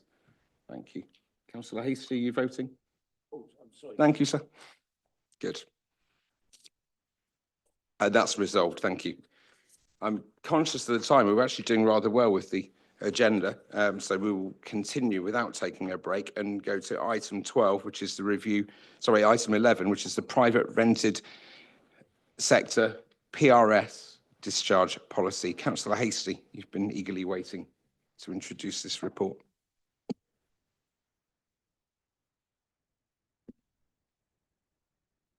Thank you, Chair. So agenda item 11, private rented sector PRS, for future reference, discharge policy.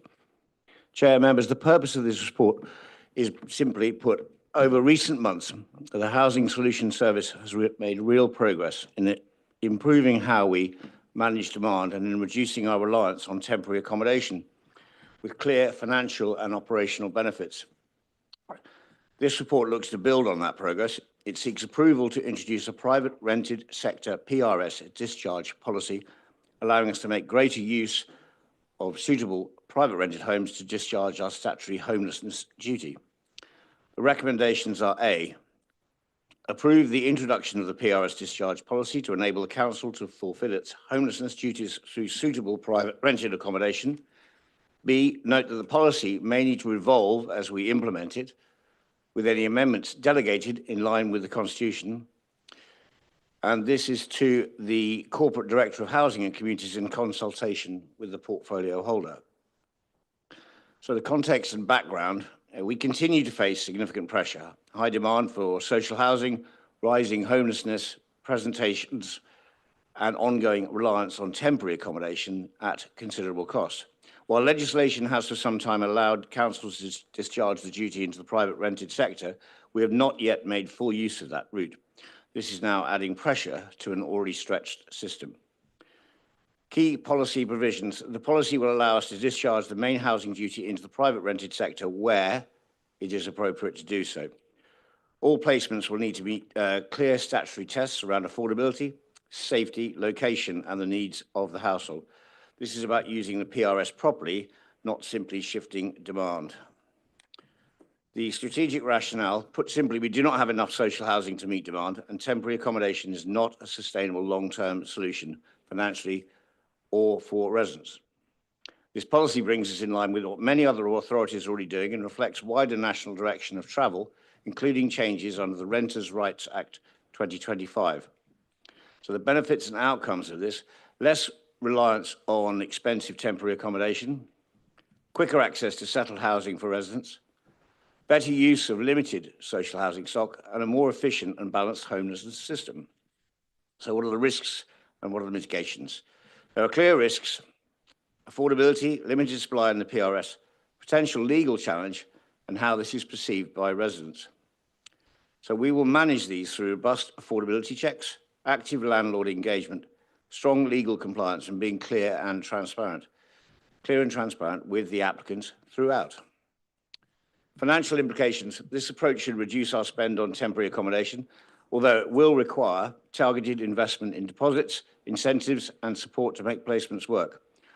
Overall, it is a more sustainable position than where we are now. There are legal implications. This policy sits firmly within existing legislation, including the Housing Act 1996, the Homelessness Reduction Act 2017, and the Localism Act 2011. Equality and community impact. An equality impact assessment has been completed that does not identify any disproportionate adverse impacts. Handled well, policy should improve stability and outcome for residents. Implementation and next steps. If approved, we will move into delivery, finalising processes, training staff, working with landlords, and introducing the policy in a controlled, phased way with ongoing monitoring. So in conclusion, this is a practical step to address the realities we are dealing with.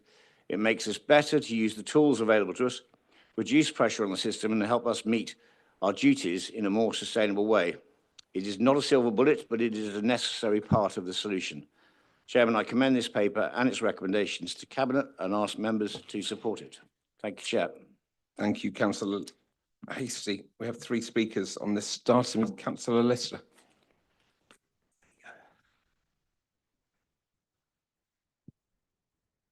Thank you, Chair. We don't oppose the use of private renter sector as a tool for managing homeless, but there are some concerns around the report and how it's worded currently. Paragraph 4.4 confirms the council can discharge its duty without the household's consent. 10.1 confirms that if a household refuses the officer, the duty ends. So a vulnerable homeless household faces a binary choice: accept what is offered, wherever it is, or lose the council's protection entirely. And paragraph 9.2 then links permitting area placements out of area with no maximum distance and no definition of what reasonably practicable means. Paragraph 2.2 states that the policy is designed to manage pressure on temporary accommodation and budgets, but the financial implications section consists of just 2 short sentences with no figures that I can see. Cabinet has been asked to approve a financially motivated policy, but very little financial analysis in the report to support it. And paragraph 7.6 also confirms that overroom scrutiny is not considered this policy. So some of the most vulnerable people here in the authority were directly affected by this decision, and not one member outside of the Cabinet has scrutinised it yet. So can we confirm the maximum distance threshold is for an out-of-area placement, and what happens when a tenancy used to discharge duties subsequently ends? Thank you.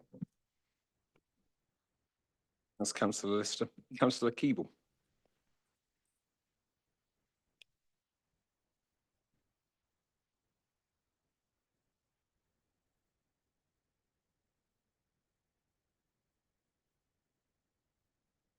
Thank you, Chair. This is the most consequential report that we'll probably be looking at tonight. It shifts the homelessness into the private sector and indeed absolves the council of meeting its main duty of housing through public sector, through social housing. Compared with homeless people across the country, government figures show that homeless people in West Northamptonshire are much more likely to be working people. They're more likely to be families, especially single parents with children, almost all of them are homeless because they've come out of private sector housing. This policy will put them back through the revolving door of private sector homelessness. Councillor Hastie says that other councils have done it. Other councils have done it on the basis of much better reports and much more detail. This report doesn't say, it doesn't show any demonstration of consultation. It has no indication of where people will be placed outside the area, except that we know it can be without their consent. It doesn't, for example, mention whether some of those agencies will be used, specialised in putting people elsewhere. There's no details of how much delegation will be to the director and portfolio holder. It mentions PRS operational procedures and other documents for details of the report. Those reports aren't available online. They seem to be internal guidance document. I couldn't find them anywhere. There's no indication whether there'll be a public register so we can see which private landlords contract with the council and benefit from the very substantial incentive the council is offering. The report mentions regulator of private sector accommodation. Decent home standards doesn't yet apply to the private sector, neither does AWAB's law. The framework for the private sector ombudsman has been established, but only comes into effect in 2028 as expected. So which regulators is it referring to? How will West Northants enforce standards in the notoriously difficult private housing sector? In April of this year, the local government ombudsman criticised the council for failing to properly investigate reports of hazards in the privately rented property. How many enforcement actions have actually been taken by the council against private sector landlords? Importantly, there's nothing that deals with the gap between local housing allowance and market rents, now running at upwards of £260 a month for a two-bedroom flat.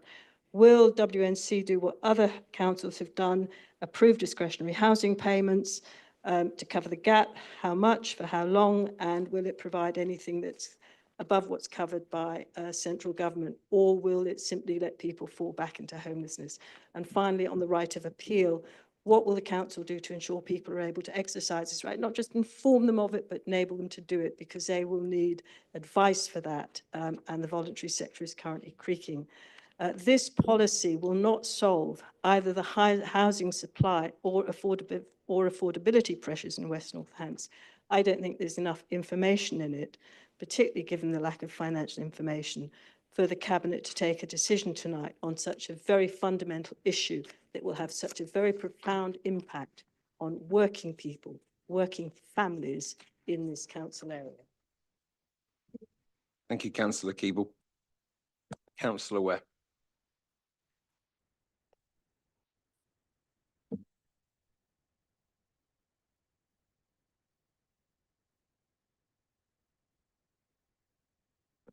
Thank you, Chair.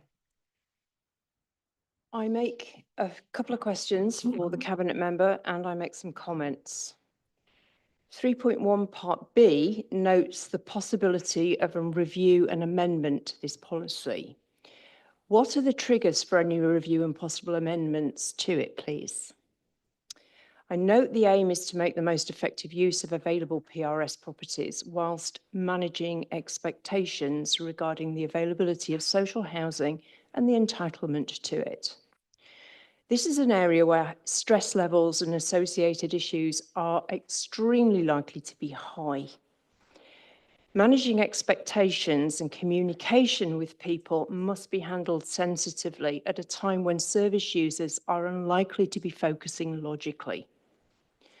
I echo Councillor Keeble's concerns about how this will impact a very vulnerable group of people. Can the Cabinet member give assurances that this policy will only apply, as stated in 5.4, where applicants have an element of choice or control over their departure from home? I note that option 2 is a recommendation option. However, I ask that Cabinet give due consideration to option 3. A reminder that of option 3 is partial or restricted application of PRS discharge powers. This seems to be a good option to allow for flexibility, given there is a recognition of the likelihood of the need for revisions and amendments in the future. However, to be sure of the suitability of option 3, what are the specific household types or circumstances to which it refers? I'm mindful of the articles in the press this week regarding vulnerable people, specifically in the London boroughs, being placed many miles from their home areas as a way of managing costs. We must ensure that we're making decisions that are right for our residents and communities and not shipping people to cheaper areas to save money. Councillor Lister has asked for confirmation of a maximum distance for out of areas area of placements. I will welcome information in that regard too. Can the Cabinet member assure councillors that decisions will be made to benefit residents and communities, please? Thank you. Thank you, Councillor Ware. Any questions from Cabinet members to Councillor Hasty or any points? Councillor Coast, if you want to. Not a question as such, but more just to say this is relevant to my portfolio. Thank you, Chair. The adult social care and public health angle is housing stability, suitability, and the effect of poor housing on crisis demand. Therefore, stable and suitable housing matters far beyond housing policy alone. If this policy helps reduce reliance on emergency and temporary accommodation while keeping proper suitability checks and the review rights in place, that is positive for household well-being and for wider system resilience. So thank you. Thank you, Councillor Coos. I think there's anybody else. Councillor Hasty, it's over to you. Goodness. But I certainly wish I'd done shorthand. I certainly, Councillor Lister, I literally couldn't keep up with the speed of your presentation of questions there. What I would like to do is I would like to get those questions in writing, and I will respond to them all in full. And the same with Councillor Keeble's points, which were, I think, extremely well versed and somewhat relevant, not irrelevant. Sorry.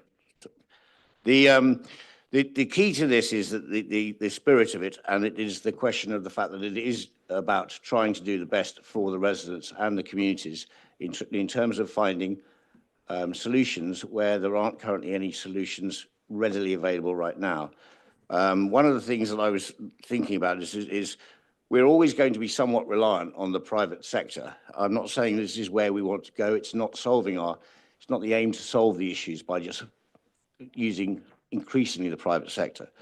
But as demand will inevitably exceed the supply that we have from time to time, we will need to use the private sector, and this allows us to do it. I will come back to you about distance because I actually don't know that information myself this evening. I will find that out for you and refer back to you. But as we manage the stock to provide housing, the key to it is to provide housing for our most vulnerable residents. And this will allow a certain amount of flexibility about who goes into private housing. We want to make sure that the most vulnerable get the most care. That I can assure, from my point of view, that is very much top of my agenda. It is about care and safety and looking after people. And I think we'd all agree that that's got to be top of the list. I don't know whether Jane wants to come in with that, but if all councillors, and I appreciate the questions, and I feel that I don't have all those answers here, but I assure you I will get all the answers if you can supply them in writing, because there must have been, I think, about 25 in all, and we'll probably be here quite an extended period of time. And this report obviously was available, and once again, in the spirit of collaboration, I'm more than happy to field. I know it's a test of my knowledge, but I'm also more than happy to work with you guys in advance to be able to answer these questions for yourselves and the public. So I'm very keen to open door policy, I suppose. Jane, do you have anything you can help me with on that? Yeah, I'm just going to answer the maximum distance question. There is no set maximum distance because it would be arbitrary because each case is different. So we have a reasonableness test in legislative terms. So everything would be applied through that, and each person and their case individually would be consulted with. They do have choice. So it's not that we would force somebody miles away. That isn't how it would work. It's absolutely a discussion on the case, an option to provide permanent housing quicker for people. You can get really good quality housing through the private rented sector in a way that sometimes we can't in our own stock at different points. So this is designed to give us another tool in the toolkit, but everything is in consultation with the person that we're dealing with and under the reasonableness test. I needed new teeth, but yeah, thank you.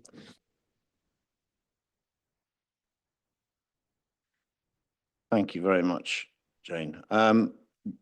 So if I can get any other questions in writing, I will make it a response. And I will make sure Jane gets them as well because I'm away next week. But we will get back to you as soon as possible on that. I'm confident this is a very useful tool in our arsenal, and I wouldn't be bringing it if I didn't feel so. Thank you, Chair. Thank you, Councillor Hastie. Is there anything else Cabinet have to add? We'll take that to a vote, please. With the proposer on the floor, Councillor Manning, seconded Councillor Coos, and a vote with a show of hands, please. And that's resolved. Item 12 on tonight's agenda, the review of internal provider services. Councillor Coos to introduce the report. Thank you, Chair. This report presents an initial review of West Northamptonshire Council's directly delivered adult social care provider services and seeks Cabinet approval to undertake a formal public consultation on their future direction. The Council currently operates a small portfolio of in-house services, including residential care, supported living, home care, and day opportunities, which have not had a comprehensive strategic review since prior to local government reform. Since that time, the adult social care landscape has evolved significantly with increasing complexity of need, changing expectations around personalised and community-based support, and growing financial and workforce pressures. This report therefore sets out the case for a full strategic review of these services to ensure they remain sustainable, modern, and aligned with best practice and future demand. It proposes a structured consultation with residents, service users, staff and stakeholders to explore potential options, including remodelling, alternative delivery approaches, and, where necessary, decommissioning of services. The outcome of this consultation will inform a further report to Cabinet, presenting detailed analysis and recommendations on the future configuration of provision. Thank you, Chair. Thank you, Councillor Coos. 3 speakers to this item, starting with Councillor Purser.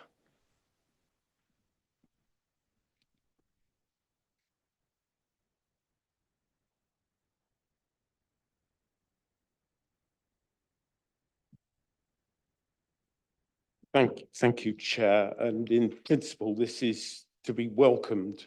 We need to make sure our services meet the needs of people as they are now, not as they were in 2010 or perhaps 2000. And it is going to come to adult scrutiny as well. So I think it will there will be a lot of thought, I hope, given to this. I suppose I just want to be absolutely assured that users will and carers will be consulted and properly listened to, and also those areas where there is hidden demand in some communities, and there is hidden demand sometimes because people are afraid of the financial implications of showing their needs. Because of the way that finance works at the moment. So I would want that assurance. And I suppose I'd also want to be aware, I think there could be some unintended consequences that come out of this review. I worry that in adult care, we tend to individualise care rather than deal with it within a community setting. That's something I kind of worry about. And I think that can lead to people being more isolated because it works nicely in terms of individualised budgets. I kind of worry about that. And I worry that if we move costs into the private sector or private provision, then we lose an element of control over it. And I would hope that we can look at ways that we could do it through cooperative provision of services rather than private sector provision of services. So I think this is a very important area. I think it's Clearly, it's an area where the council has real budget pressures, but we've got to make sure that the people that are being provided with services are at the absolute centre of attention and taking the broadest view of what is important for their quality of life. Thank you, Chair. Thank you, Councillor Purser. Councillor Ismail.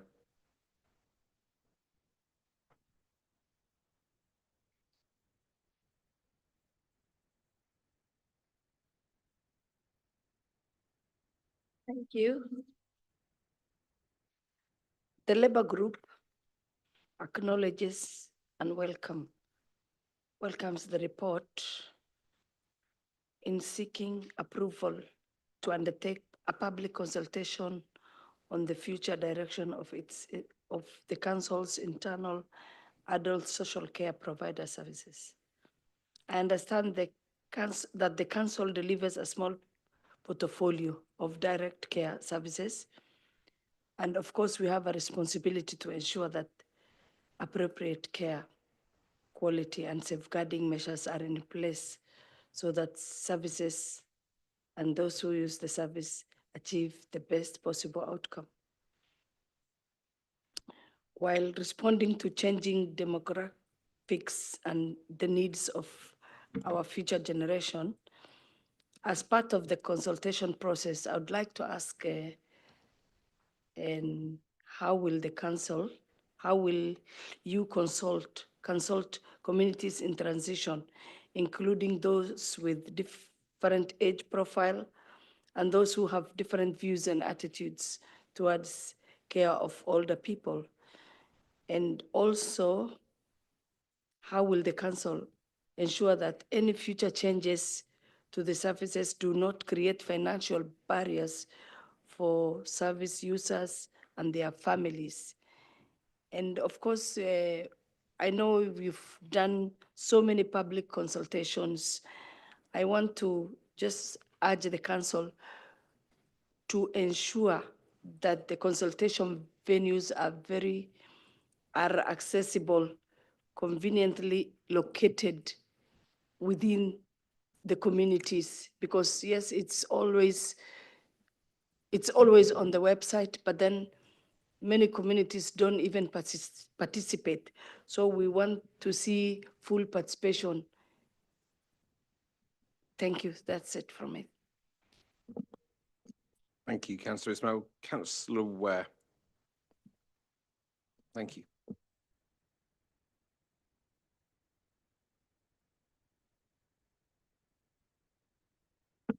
Thank you, Chair.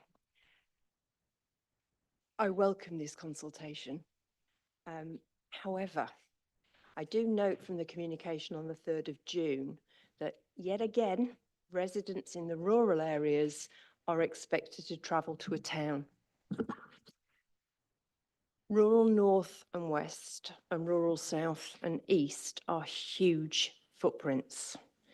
Why can't we use our primary service villages as centres and ensure that all of our residents have easy accessibility to these very important sessions? I have concern that options for consideration include decommissioning.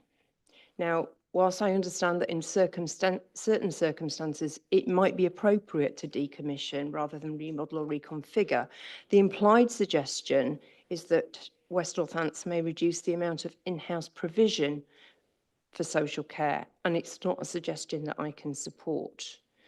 I fully support measures taken to allow residents to maintain independence and stay at home with support whenever possible. However, we do know that there will be circumstances for some which necessitate residential care. We also know that the voluntary sector addressing needs in this area is under extreme pressure. It'll be folly, in my view, to rely heavily on or entirely on the private sector for supporting this area. We must ensure that our support of and service for residents who need West Northants Council support covers all of our residents. If decommissioning is necessary, what provision will be made to replace the provision to ensure that we continue to have in-house services of the very, very best standards? Thank you. Thank you, Councillor Ware. Any questions from Cabinet to Councillor Coos and Melanie? I'd just start by saying I welcome the consultation, and one of the things before I come to you, Councillor Coos, the consultation and public interaction has been the bedrock really of this administration since we started listening to people and acting on that, and the report details comprehensively how we'll do that, and in fact we will listen and engage. And this is part of a transformation journey on a much wider scale. So I very much welcome it. Councillor Coos, I'm sure you'll answer the questions that have been proposed. Thank you. Going back to the point where we haven't had a review of the services for quite some time, we really need to follow the trajectory of the service demand coming in and make sure we can meet what we expect to come in. This is just a consultation. No decision has been made yet. Can I hand you over to Mel to take from there? So thank you, members, for referencing, I think inadvertently, the big conversation events. I think, Councillor Ware, that's what you were talking about with the travel. So yes, with the big conversation events, we're holding some large, big conversations as well as some smaller ones. So we are doing some work to directly target people who are unable to engage in big events. We also have the survey, and we're able to support people with transport where that's a pressure. So that's part of the big events. So some of the big conversation will support us with this, but this paper is talking about a very specific consultation to the groups of people that currently draw upon care and support in those settings. So if we take, for example, Obelisk House, Southfields and Eleanor Lodge, the consultation will be at working with those residents to understand their experience of their care, the environment they're currently residing in, and their future needs. Whereas with the day services, that's much more linked to a broader piece of work to understand the future requirements for day opportunity support. So just to be sort of mindful there of those issues there. Councillor Pearce, I completely agree about choice and control. And that choice and control shouldn't be there for disadvantaging somebody and then they become isolated. So, it's principles of the Care Act to offer choice, control, personalisation, but equally to take into account someone's broader circumstances. That's what adult social care is about. So we'll be very mindful of that through the consultation. So just to give those assurances. Councillor Ware, I can't describe about the options for decommissioning because that is just one of the considerations. So just to give a bit of a sense of, so take day services, for example, the day support is there. There will always be day support for those individuals. And we have a great skilled staff workforce that we'd want to retain, but some of our property just isn't sort of fit for a modern day service. So we'd be wanting, in that example, to be considering where else we could operate. And like with Western Fayval Library is a great example where we operate out of a multi-community centre use, and we're working alongside communities and opportunities to review our community assets as a big piece there. So at the moment, we just don't really know what the options would be. There's a genuine intent to work that through. Thank you, Mel. Back to Councillor Coos. Thank you. This will be coming through to scrutiny as well, so I hope we can count on cross-party working to make sure this is meeting the needs of the service users as we all want. Thank you. Thank you, Councillor Coos. In which case we'll move forward to a vote on the recommendations of the report with a proposer from the floor. Councillor Butler, seconded Councillor Slope. And a vote with a show of hands, please. And that's resolved. Okay, item 13 on tonight's agenda is the procurement of a new framework agreement for goods and services associated with temporary accommodation. And it's over to Councillor Hastie to introduce the report. Thank you. Thank you, Chair, and thank you to Councillor Ware and Lister for getting those questions to me so speedily. I actually almost hadn't finished talking and they're on my laptop. So thank you for that, and I shall respond as soon as I possibly can. So item 13. The procurement framework for temporary accommodation. Chair, members, this report is about putting in place a proper compliant framework to support how we manage temporary accommodation across West Northamptonshire. As you know, we have a statutory duty under homelessness legislation to provide suitable accommodation for households in need. That means accommodation must be safe, clean and properly equipped for day-to-day living. Demand remains high, and quite simply our current arrangements for things like cleaning flooring, white goods and basic works are too inconsistent and not sufficiently controlled. They don't give us the level of assurance we need on quality, performance, or value for money. What this report proposes is a multi-supplier framework procured through an open process in line with the Procurement Act 2023. The framework, will cover the provision of essential white goods. In the main, this is refrigerators and cookers, the provision of carpets and other essential floor coverings, cleaning and clearance services, cooker cleaning as an additional item to general cleaning and clearance, the provision of beds and mattresses, statutory gas and electrical inspections, servicing and repairs, and associated works required to prepare properties for occupation. The framework will ensure compliance with procurement regulations, support delivery of statutory homelessness duties, improve consistency and quality of service delivery, strengthen the financial control and auditability, and provide operational flexibility and resilience, and support the timely turnaround of temporary accommodation properties. The framework, and indeed it is a framework, it doesn't mean it's necessarily all going to be spent, will be established for a period of up to 3 years with a possible 1-year extension with an estimated total of £900,000 aligned to current and projected demand funded from existing budgets. So importantly, this approach also reduces risk. A single supplier model would leave us exposed if capacity issues arise, whereas a multi-supplier framework gives us flexibility and continuity. This is part of the broader temporary accommodation improvement plan, and ultimately it supports our ability to provide safe, suitable housing for vulnerable residents more efficiently. So in summary, this is a practical, necessary step to strengthen how we deliver in our statutory responsibilities. I'm happy to support the recommendations. I commend the papers of the Cabinet and ask for the members' support and approval. Thank you, Chair. Thank you, Councillor Hasty. 2 speakers registered. Councillor Carley first.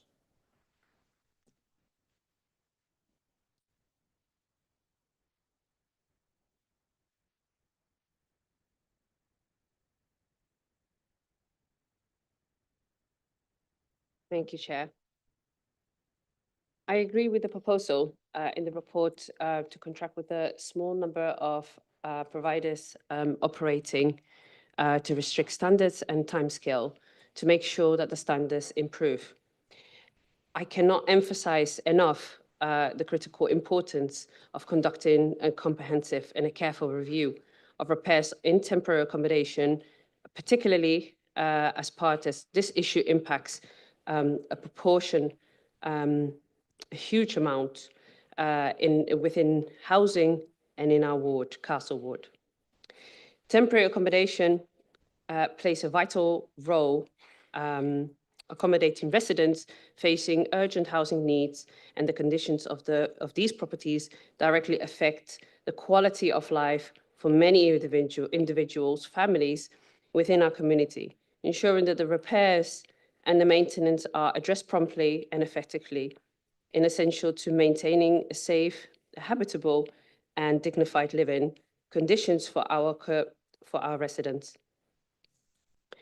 Though the demand for the temporary accommodation is increasing highly, coupled with the heightened expectations regarding the property standards and the turnout times, the evolving landscape had brought to light the necessity for more structured and controlled approach to deliver these accommodation services. Current arrangements for goods and services include, which Councillor Hasty had sort of put in a little bit, including cleaning, flooring, basic repairs, maintenance, and provision essentials household items as white goods, beds, mattresses, and lack of the standardization. I mean, the deficiency in results are inadequate level of insurance concerning quality, performance, and financial control. We must address this appropriately. Thank you. Thank you, Councillor Cully. Councillor Aldridge, or fine, Councillor Harris. Thank you.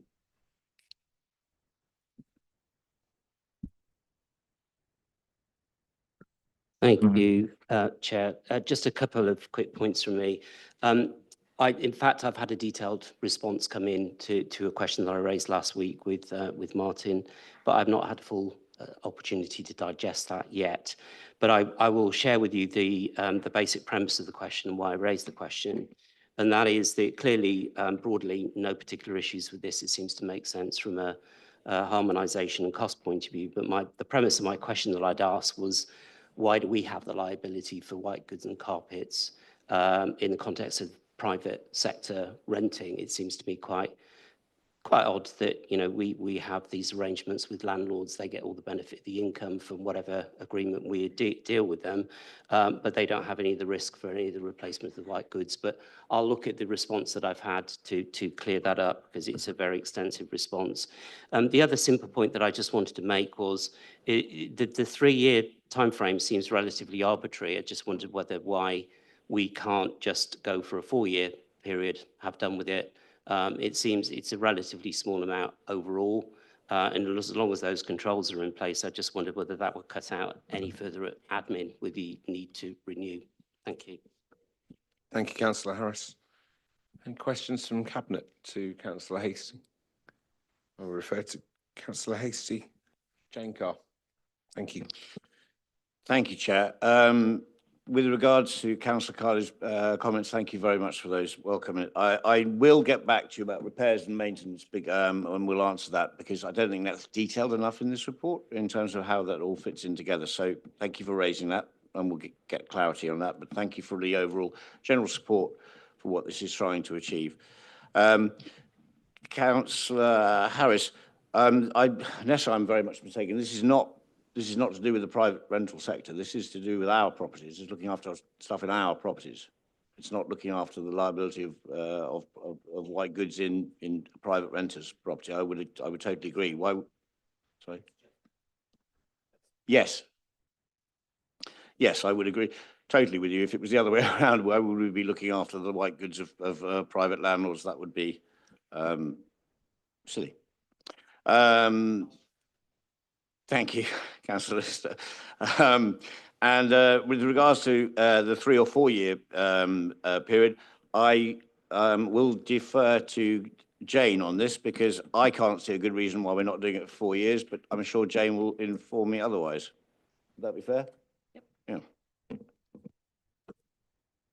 Oh, yes, sorry, Councillor Harris. Yeah, we will send you a clarification, because I think you've had 2 different answers at this point. So just confirm it is for our properties. We will make sure there are a proviso in that around leased properties that are not short-term lets, but certainly for the bulk of our leased properties that are short-term lets, that's done by the provider, not by us. So we'll explain those nuances to you in the response. Sorry, the question. 3 or 4 years. Sorry, the reason for 3 years is to allow for the onboarding of MPH. So in answer to Councillor Kelly's question, repairs and maintenance is not included in this framework. Repairs and maintenance is carried out by Northamptonshire Partnership Homes. Clearly, we have the transition of those. So what we will need to do is have a couple of years to review actually how does all of the processes work together. So that 1 year extension allows us to make a change before the point if we find that it's working differently with those services. So it just gives us that flexibility. We can, of course, do 4 years. The funding that we've requested is for the 3 years at this point. Is there anything else I've missed? No, I think that's it. Okay, thank you. Thank you, Jane. Thank you, Chair. No, that's fine. I'm happy to go with the summary I've already given, recommend it to Cabinet, and look for member support. Thank you, Chair. Okay. On promise of that, we will move to a vote with a proposer from the floor. Councillor Slope, seconded Councillor Stansfield, and a vote with a show of hands. Thank you, members. That's resolved. And now we come to the last substantive item on the agenda, and I note that the appendix to this report is exempt from publication, and given that the chamber is only attended by members and officers, I do need to ask whether you wish to discuss the contents of the appendix before I have to move a motion to move to a private session. Indications?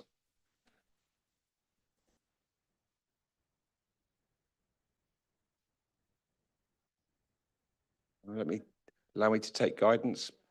I think I'm in view of that, I'd probably prefer to move to a session where we can be free to discuss fluently.